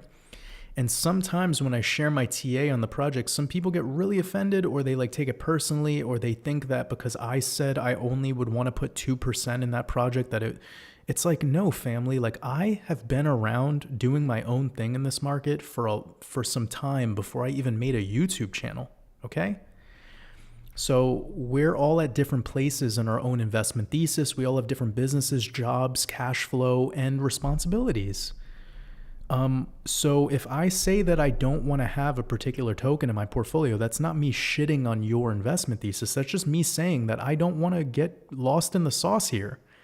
There's no benefit to having more than 5 holdings. Honestly, once you start getting into 10 plus different altcoins, it's it just becomes a clusterfuck of speculation. And I don't think that's the way to go anymore. Why? Because I've been through a bull cycle and I've profited from a bull cycle, and I was there watching it all unfold.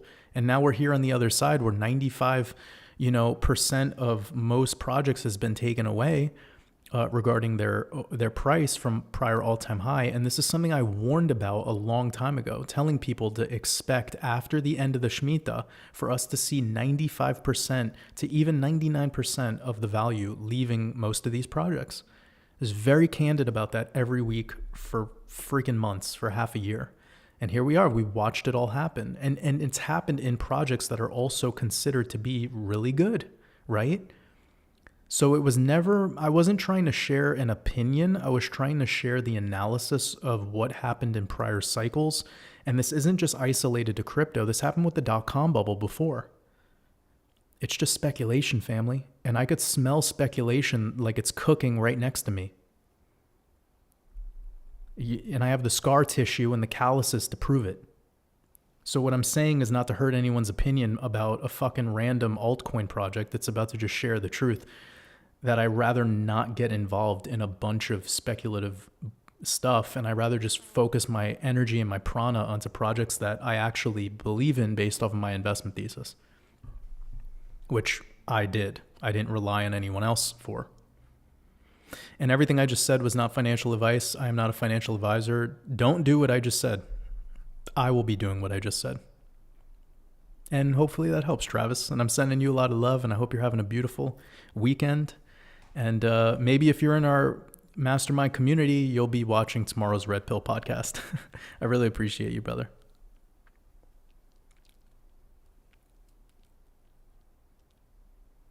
Craig Thorne, I really appreciate your super sticker. Sending you a lot of love, brother. Wishing you a beautiful weekend.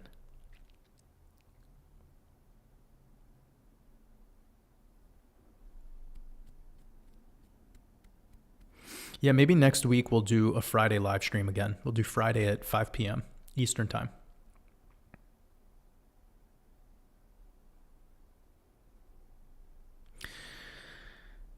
Somebody's asking if I will be doing a World Cup decode.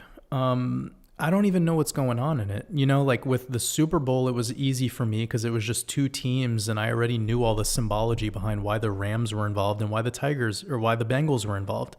Because it was the year of the Tiger and we were in the year of the Shemitah, which is where it has everything to do with the Ram. So, yeah. I don't know what's going on in the. Can you guys fill me in on like who's in the finals? Are we there yet in that process? Like I seriously don't watch this shit. I really don't give a fuck. Yeah. I didn't watch football at all either. The whole year that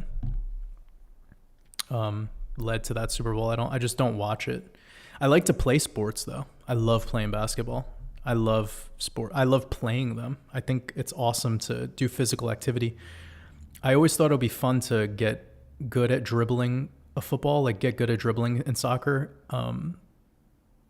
It's great to just run and to move your lymphatic system and to be active. I think it's awesome. I think we should get our kids involved in sports super early on, but just teach them the gnosis about all of this stuff that we're exposing, so that way they're enjoying and playing rather than, you know, being a slave to the game.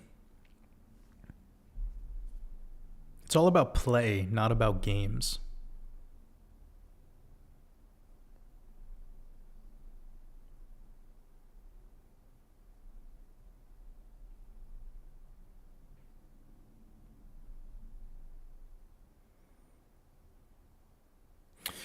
Somebody asks, what is the best fruits to get the body properly hydrated? So first and foremost, you want to be seeking fruit that is in season, harvested at the optimal time. Like tree ripened would be ideal. Tree ripened in season, which are obviously synonymous. And then if you have an opportunity, a biodynamic farm or naturally practicing organic, you know, like, because even organic is a buzzword now when you really get into the nitty gritty of it.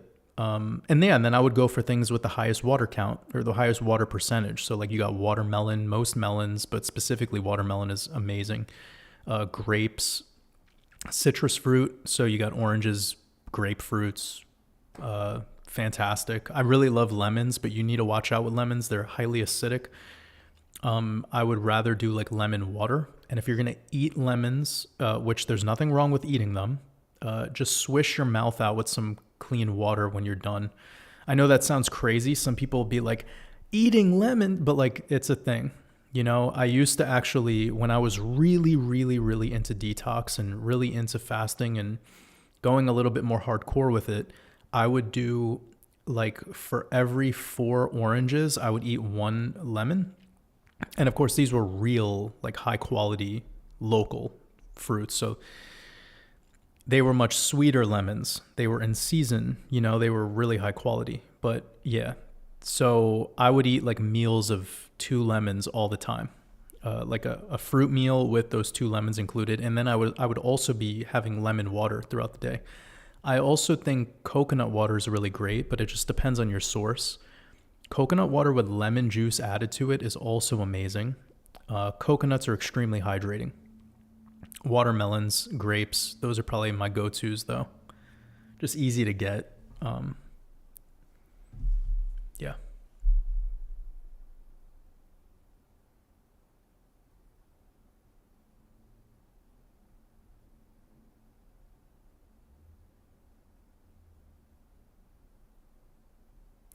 Jacob says, thoughts on seed retention. Are you talking about semen retention? Yeah, it's a thing. It's real, for sure.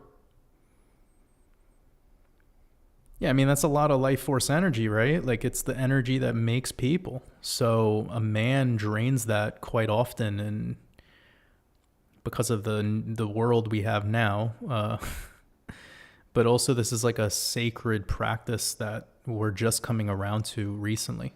And I'm not promoting it, by the way. Like, do you? If you have a really open sexual relationship with somebody that you really like are attracted to in that way, well, then I've seen people destroy their relationships by the dude practicing semen retention and the partner not like really getting it, like not really aligning with it because they were preventing a natural sensation of stimuli to develop. So you just got to be balanced about it, family. Like, always be balanced. When you learn about these new things and want to get into practicing them, give it a shot, see how you resonate with it. But also, you got to be cognizant of the environment and all the other things, and don't let your brain and your mind get the best of you in these practices, because there's some real alchemy, there's some real magic going on, and intention is everything. It's all about intent. So if your intent is to practice semen retention because you think it's going to turn you into fucking Goku, then guess what? That's outcome-based thinking. Okay? Don't get caught in outcome-based thinking. Like, you're not going to turn Super Saiyan, okay? Like, relax. And there's all these channels now that are coming out and promoting that type of shit. It's like, no, we all need to become better lovers. The tactics and tricks and tips of prevention, like with fasting or semen retention or any of these other things that are going on, I think they're all brought into the same categories as people who are interested in like sun gazing and Shivambu and Tantra. And like, yeah, it all kind of is expansive in that same overall category of people. And there could be a lot of imbalance in all of that. So probably be better to just focus on becoming a better lover for your partner and less about this idea of your own prana and this outcome-based thinking that gets attached onto it. Because really, that's what this has been a problem for me. Like, when people talk about these ideas like sun gazing and what it does for you, and the 30-day water fast and what it does for you, like, it really does come into this outcome-based way of being and outcome doing and not being, you know. And I do think gotta watch out for shit like that, family. Like, becomes an unhealthy place to be.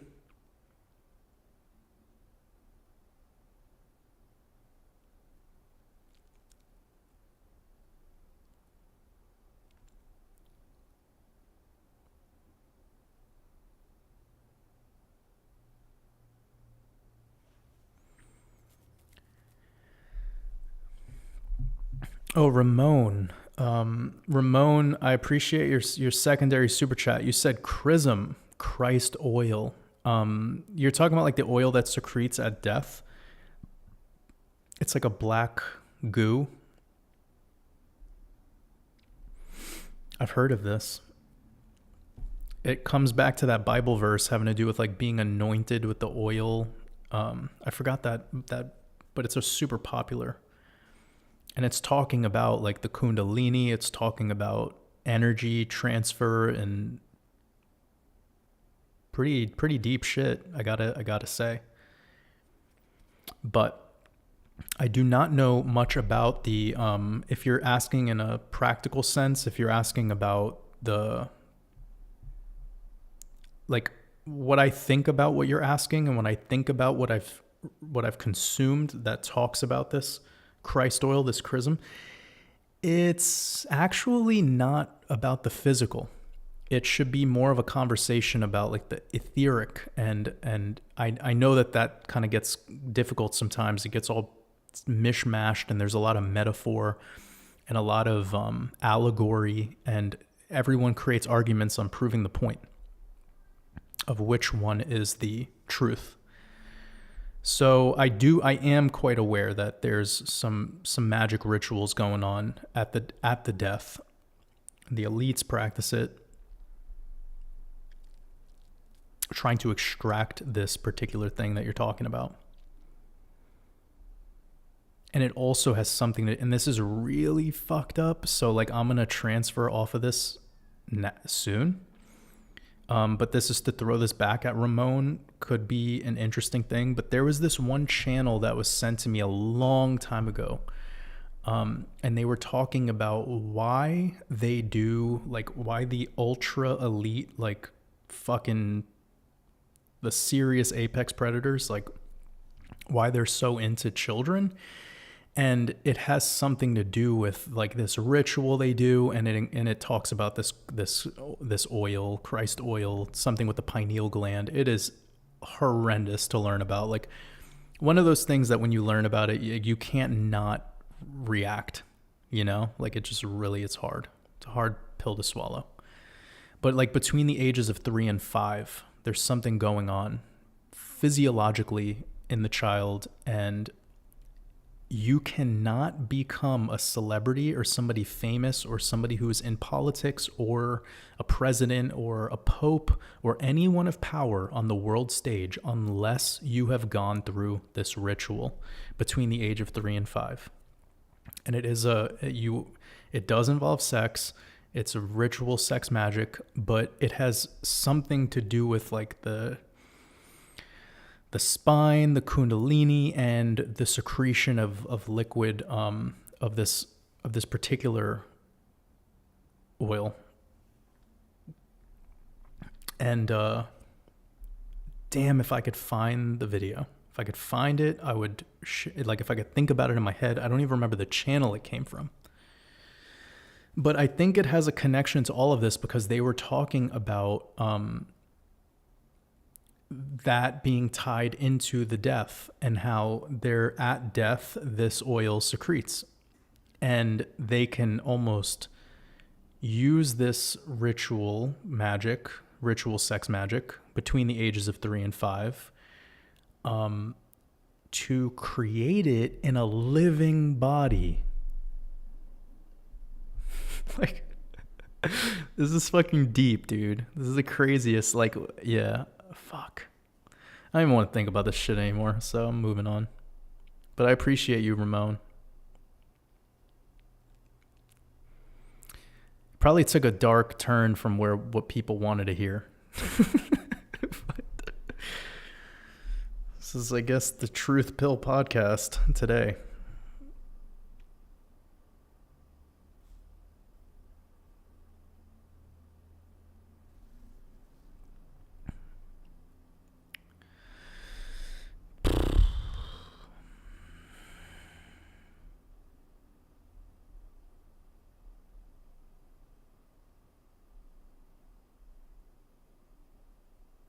I'm just looking through some questions.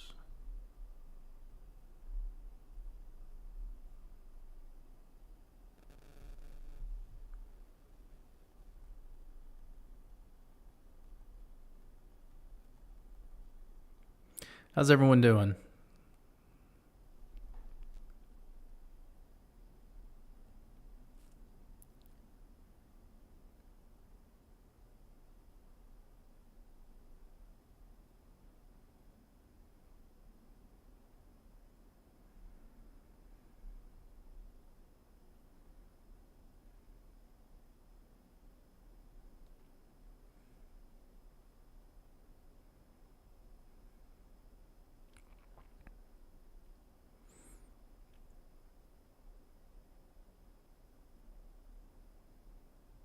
I see some people asking in the chat if I was talking about adrenochrome, and no, I wasn't actually.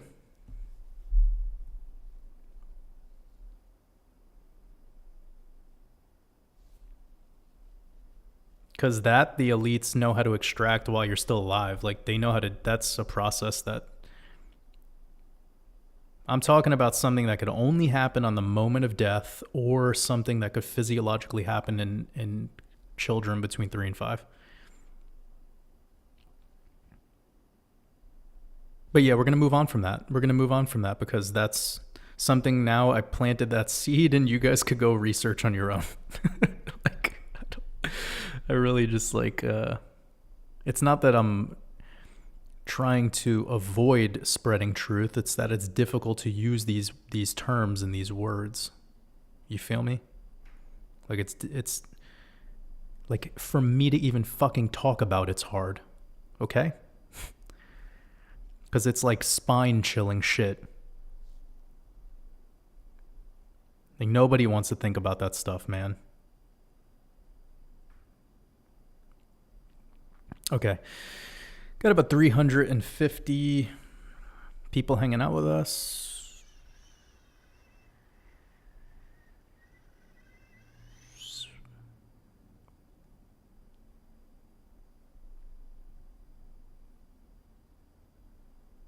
I'm not really seeing too many questions. Got a super chat from JC Ruth.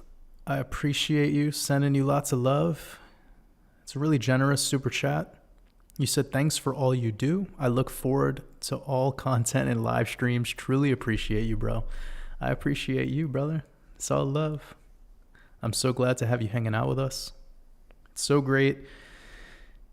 Got about 350 wolves in the chat.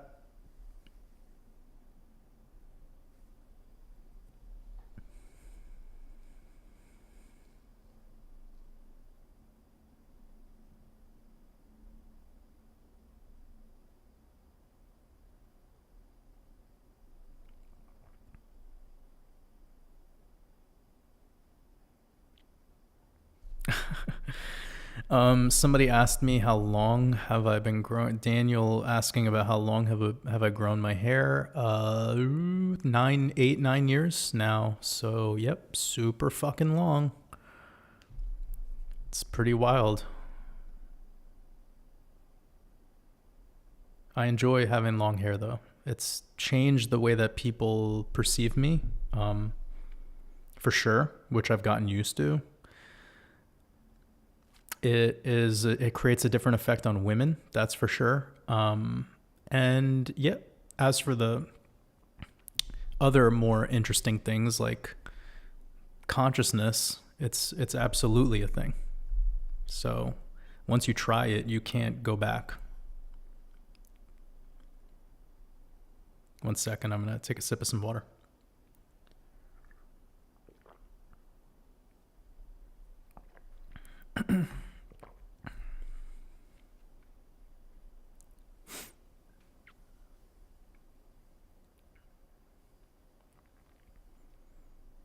Cody, glad to have you here with us.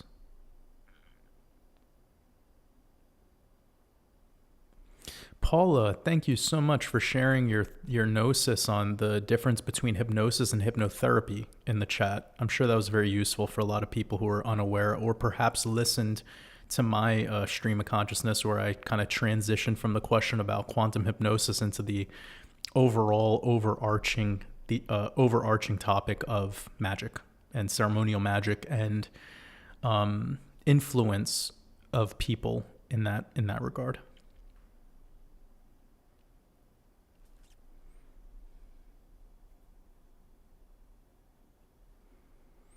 Charlene says, I'm glad to hear you say weed is an addiction because many spiritual people seem to think it is for enlightenment. Well, Charlene, first of all, thanks for joining us. And second of all, I don't think that weed in and of itself is addictive. I think that people's relationship with things is addictive.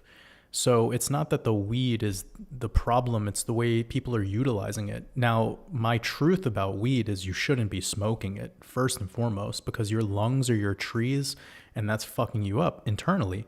And it's going to start to actually damage the nerves inside of your... they're going to damage the nerves in your lungs. You could have pleurisy. I mean, there's a lot of shit that this could lead to outside of just the typical textbook stuff that, you know, people talk about. But anyways, what I see in most people that smoke weed is an addiction. Yes, of course. Like but most people are addicted to something. So instead of video games or food, or it's weed, right? It's just a part of them. They are the addiction, not the marijuana. And I get it, because it's an escape from your normal sense of self. It's an escape. You're not getting higher. I love how they call it getting high, by the way. You're not getting, if you need if you need something to smoke to get higher, just think about that. Just close your eyes and listen to me say that again. If you need something to smoke to get higher, right? Doesn't that just, like, I don't even need to finish the sentence. You're relying on something. And now it's a crutch. How were we able to climb the Tower of Babel? Did we created the system where you could kind of just like go in a whirlpool fashion into heaven, or get closer to God? Do you think the first trial of Tower of Babel was like we built like a ladder system? Do you think we did a ladder first? I'm asking a serious question right now. How did we get higher? First we build a ladder? Or is it like Icarus? You know the story of Icarus? Did Icarus smoke a bunch of weed? Did he get lit before he went to the... I love this part of the live stream where we just start to have a good time.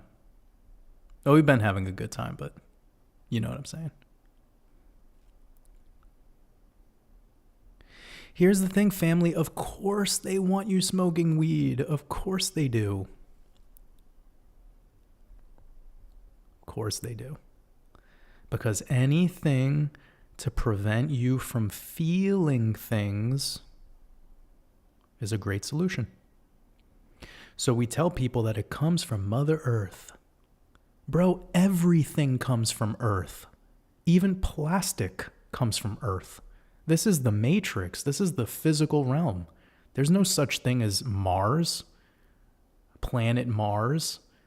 It's a fucking dancing, moving luminary. There's no physical place. There's no asteroid that came from... Wake up. Everything is from Earth. We just manipulated it more than other things. We created things that are not consumable, even though once they were. We can take things that are not even supposed to be consumed and we could make them consumable. Think about that. I know this like touches in people's soft spot when it comes to certain things, but like people talk about like, oh, it's natural. Yeah, but that type of logic is like it's a never-ending logic that is always used by people to just continue their crutch. So let's say weed is good for you.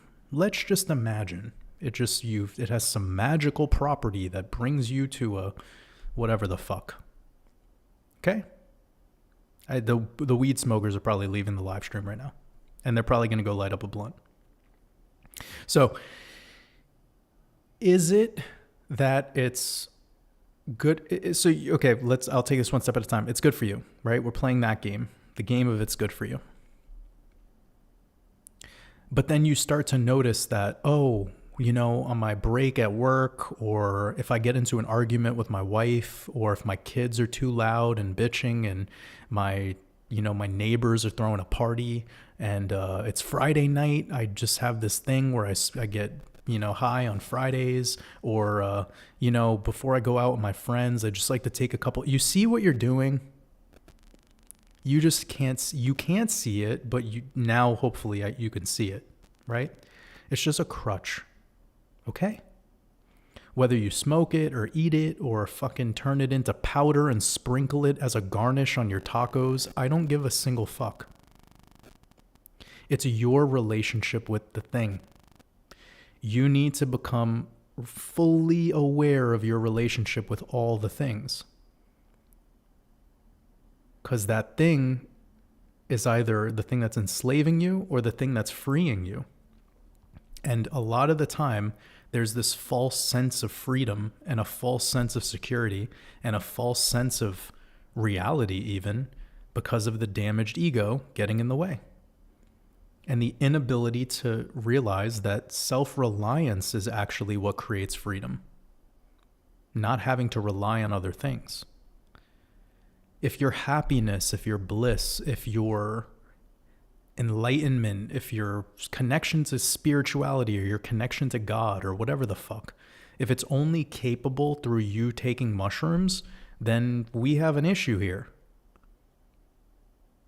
You should be able to feel God everywhere. You should be able to feel like you're an instrument of source with every fucking breath you take. And if you don't feel that, that's okay. But don't think that smoking weed is the real feeling of that. We talked about this on my last expansion group coaching call where I was telling everyone that healing is not doing, it's being. It's important. We remember this. So, is it bad to smoke weed? No. Is it bad to do DMT, ayahuasca, mushrooms, crack cocaine, heroin, smoking cigarettes, eating McDonald's? No. I'm here to tell you no. Because the first needle of heroin going in your arm could be your last. Your horrible mushroom trip could have actually been the most profound and life-changing, expansive moment that you've ever had. And then you might go to take mushrooms again and you notice like, oh, that didn't do it for me like it did that one time. You want to know why? Because everything has a honeymoon phase. And then everything becomes eventually a test for you to determine if you want to start using it as a crutch. So can you have that piece of cake? Of course you can. Can you have that shitty processed McDonald's Frankenstein food? Of course you can. But while you're eating it, while you're tasting it, ask yourself, how do I feel? How do you feel? How do you feel when you drink 20 cans of shitty quality beer and now you have a hangover? How do you feel when you got into an argument with the love of your life and your only solution to that whole night was for you to just do a bunch of edibles, not actually clean up any of the mess or solve the problem? How do you feel? Like, are you going to clean up your own room? Are you going to clean up the mess? Are you going to actually identify the problems here? Or are you just going to go to your crutch? So that's what I'm talking about. That's because I know I can never tell anyone how to be. I'm just telling you how you are being. And maybe that could, the cause of that, what the effect of it all could be more self-reflection and hopefully expansion. So, I personally don't smoke weed. I've eaten it in like an oil form a bunch of times. It's clearly, it makes so much sense to me why people use it. I get it now. The same way I get why people like fast food. The same way why people like adrenaline. You know, my drug of choice is going to the gym. I love the gym. I think it's, does it for me. Am I here to say that I think the gym is better for everyone over eating food or a specific type of, quote unquote bad food? No. Because I know my relationship with the gym, and I also know people who have a relationship with the gym where it's all about identity, which they start taking steroids to be able to look a specific way, and then they get health problems that are the byproduct of TRT and all this other bullshit that they, start. You feel where I'm going with this? So it's important that we look at it's your relationship with the thing. I'm never here to tell people that it is bad, because I'm not the one who gets to play God here. You are. But it's like it's like Pandora's box. It really is. It requires us to be able to be real with ourselves. And I know many people who have a super healthy relationship with marijuana. I know people who have an unhealthy relationship with things that most people would consider to be really good for you.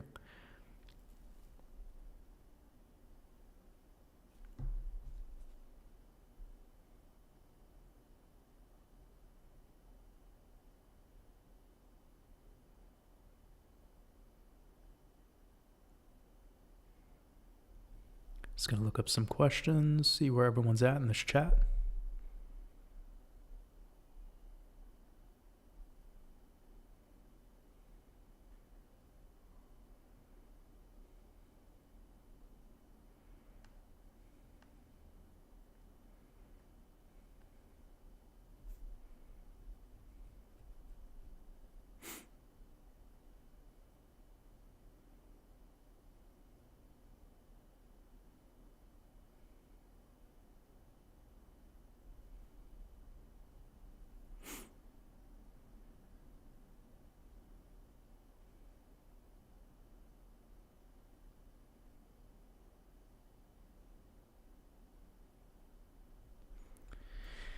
I wouldn't consider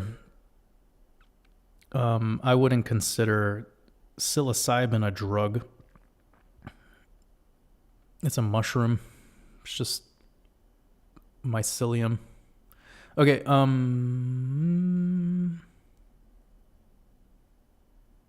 Aaron says, I disagree with what you're saying about cannabis. Of course you disagree with me. Many will. Okay? And it's because you're unable to see the bigger message in the background. Because I was never isolating the marijuana. I actually took it all under the microscope and I showed it all with that stream of consciousness.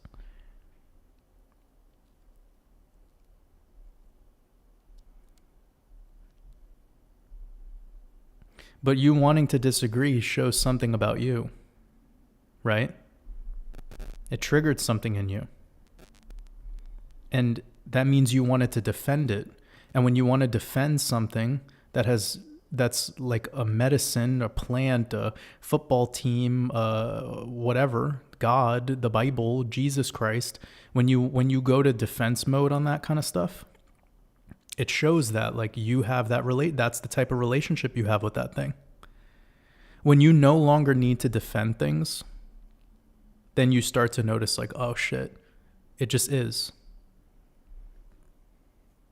One of the number one signs of addiction is actually somebody's ability to defend their use of the crutch.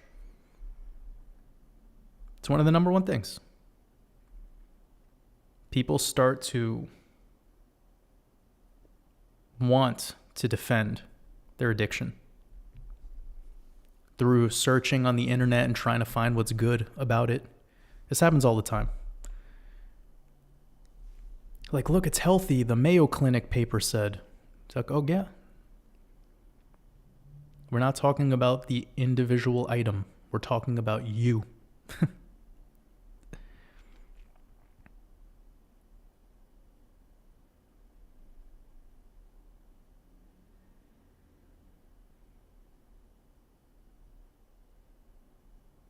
People are talking about the spiritual uses of plants. Everything could be spiritual. Everything could be spiritual. You've all been indoctrinated into this belief that one particular plant has some quality, and like that's fine. Like, yes, some of them do.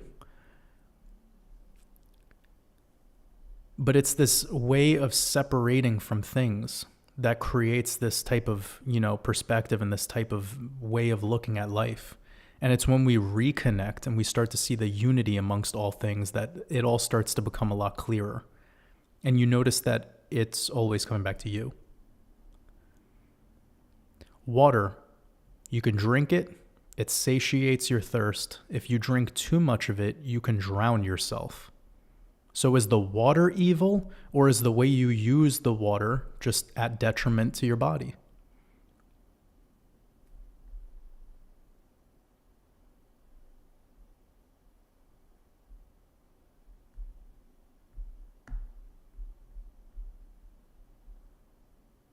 So I think it's important that you all explore whatever it is that you resonate with, that you gravitate towards. But when you're there and you're in it, see how you feel. That's all intuition. And too many people are just emotional with no feelings.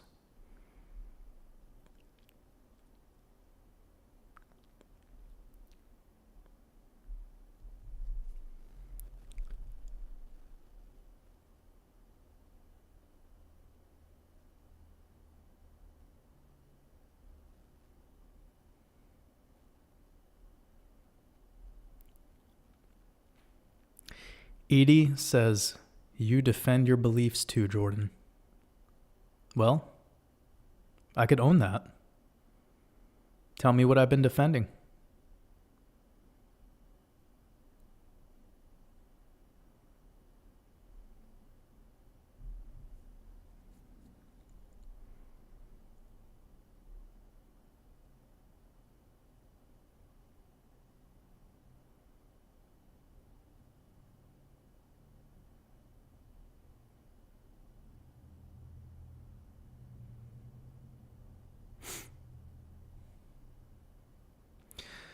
Brandy asked if I could change the background to the Grand Canyon thing. I would love to. I'll try that next week, but I think there was like a copyright strike that happened when I did it one time.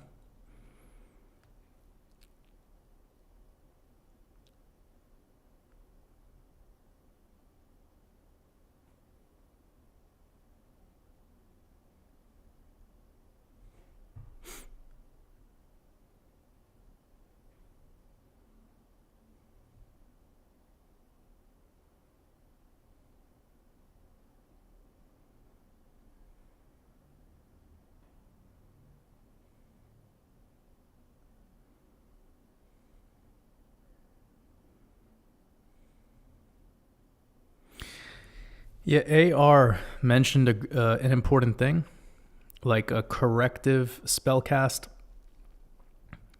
When people say that something like cigarettes is making them sick, it's keeping them sick. It's like, no, you're keeping yourself sick by using cigarettes the way that you're using them.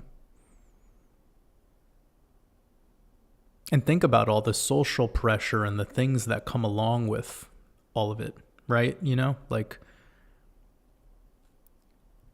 you don't just like roll out of your mother's womb and then light up a cigarette. It's like a taught thing, and like all things that are taught.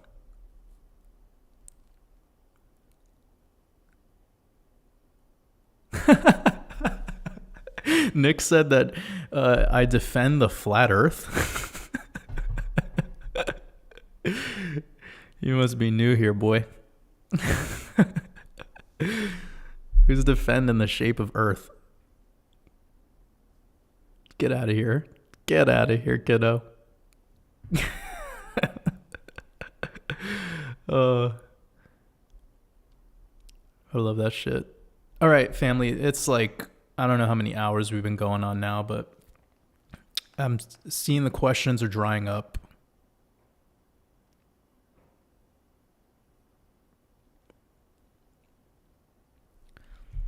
I know. I like to troll when I can.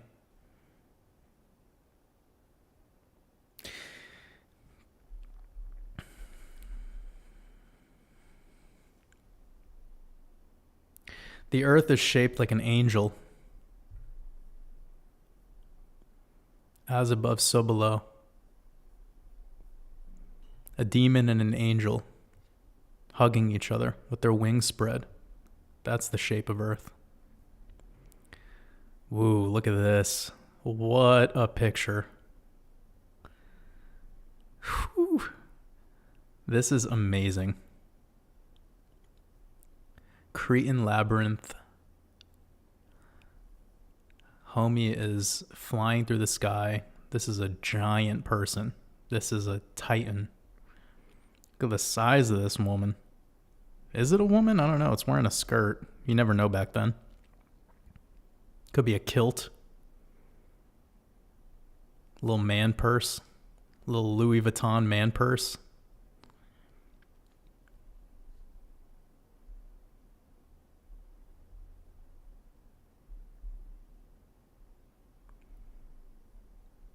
This is sick though. I like the imagery here. There's a lot of hidden things going on.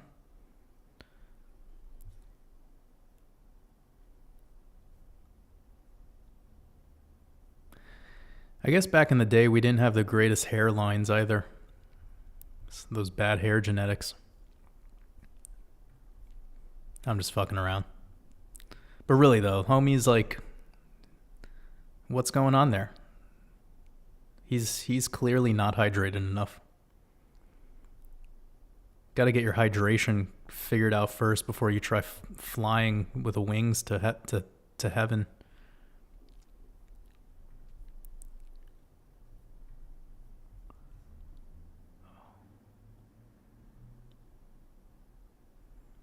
It's pretty amazing painting.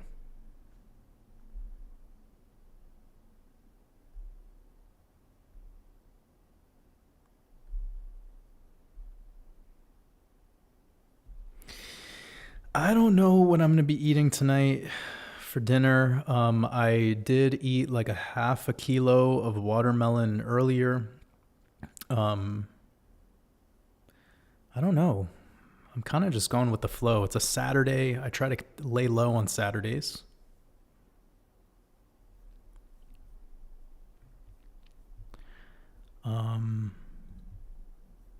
Yeah, somebody asked what I'm looking at.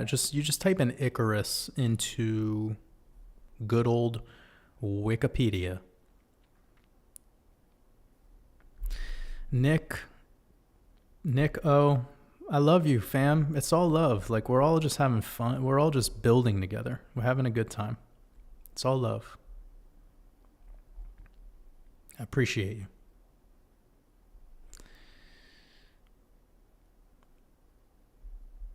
All right, I should probably get going.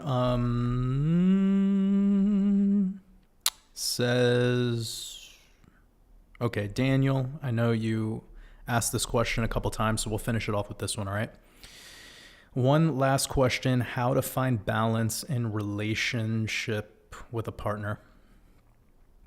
Well, first of all, you kind of have to be aware of their polarity. Like, be aware of, like, if you're a man, you have to kind of be open-minded to the divine feminine and be open-minded to what she is. And that right there, I think just that sense of awareness could perhaps make you understand her more with the way that she reacts or responds to the way you're being. You could kind of like, you get the language that she speaks on a deeper level. So I'm no master of this topic. I think it's a very complex topic. And I think, it would require a very lengthy deep dive into things. So perhaps we could talk about it more in the next live stream. But one of the best things we can do is notice when the temperature in the room starts to get uncomfortable, whether that was you that made it uncomfortable or her, and put everything on pause at that moment and work on that together. Meaning, if something happens and there's some resentment, there's some weird shit going on, like some confusion, just something that you clearly can tell it's a problem. Close your phone, tell her to close her computer, her laptop, all of that. Put it all on pause, okay? Work on the problem. Make it your purpose, okay? Tell her that we need to make our problems we need to make solutions our purpose. So shift your energy away from defending and the resentment and all the bullshit of yesterday, or even 30 minutes from now. Move from your mind to your heart and start to see how you were being. And I think really quickly, if she can do that as well, or he, I'm not sure what's going on. It doesn't matter. But the bigger point is just pausing everything else that's going on, removing as much stimuli as possible to get to just you and them solving this problem. Not the going back and forth about the problem bullshit, because that's never ending, and that typically ends very messy. Another thing you can try, Daniel, is try doing mushrooms with your partner. Even like 1.5, 2 grams of psilocybin, but do it together. Do it at the same time. Do it together. Because that could be a very profound experience for a couple, and it could allow you to get rid of some of the bullshit that you were trying to turn into this solidified physical. You know, when problems become problems, they can become as physical as you want to make them. You'll start putting labels on them. Like, this was the big argument we had in Mexico in 2018. And it's like you put that into you make that into like a sculpture. This was the one time that you were talking to that guy in text messages and you didn't want to tell me about it. You literally will create a physical fucking, like, that's how crazy our minds are. I'm just being real. That's how crazy we are. Okay? Get a sledgehammer, break down all those sculptures, because that's all make-believe mind bullshit anyways. That's the byproduct of your mind palace and your weak ego. And she needs to do this too, man, because it takes two to tango. Like, it takes both people to just realize when they're knee-deep in their own bullshit. And that there's something more important on the other side of all of this nonsense, which is called love. So I'm going to leave it at that. I really appreciate you. And I hope you have a beautiful rest of your day.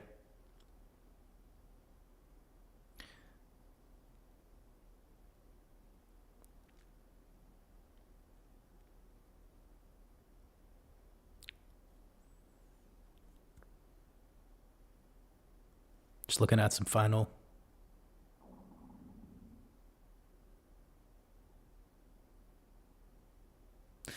When am I linking up with Coach JV again? I'm not sure. I hope soon, though. I haven't heard from him in a while. Really hope he's doing well.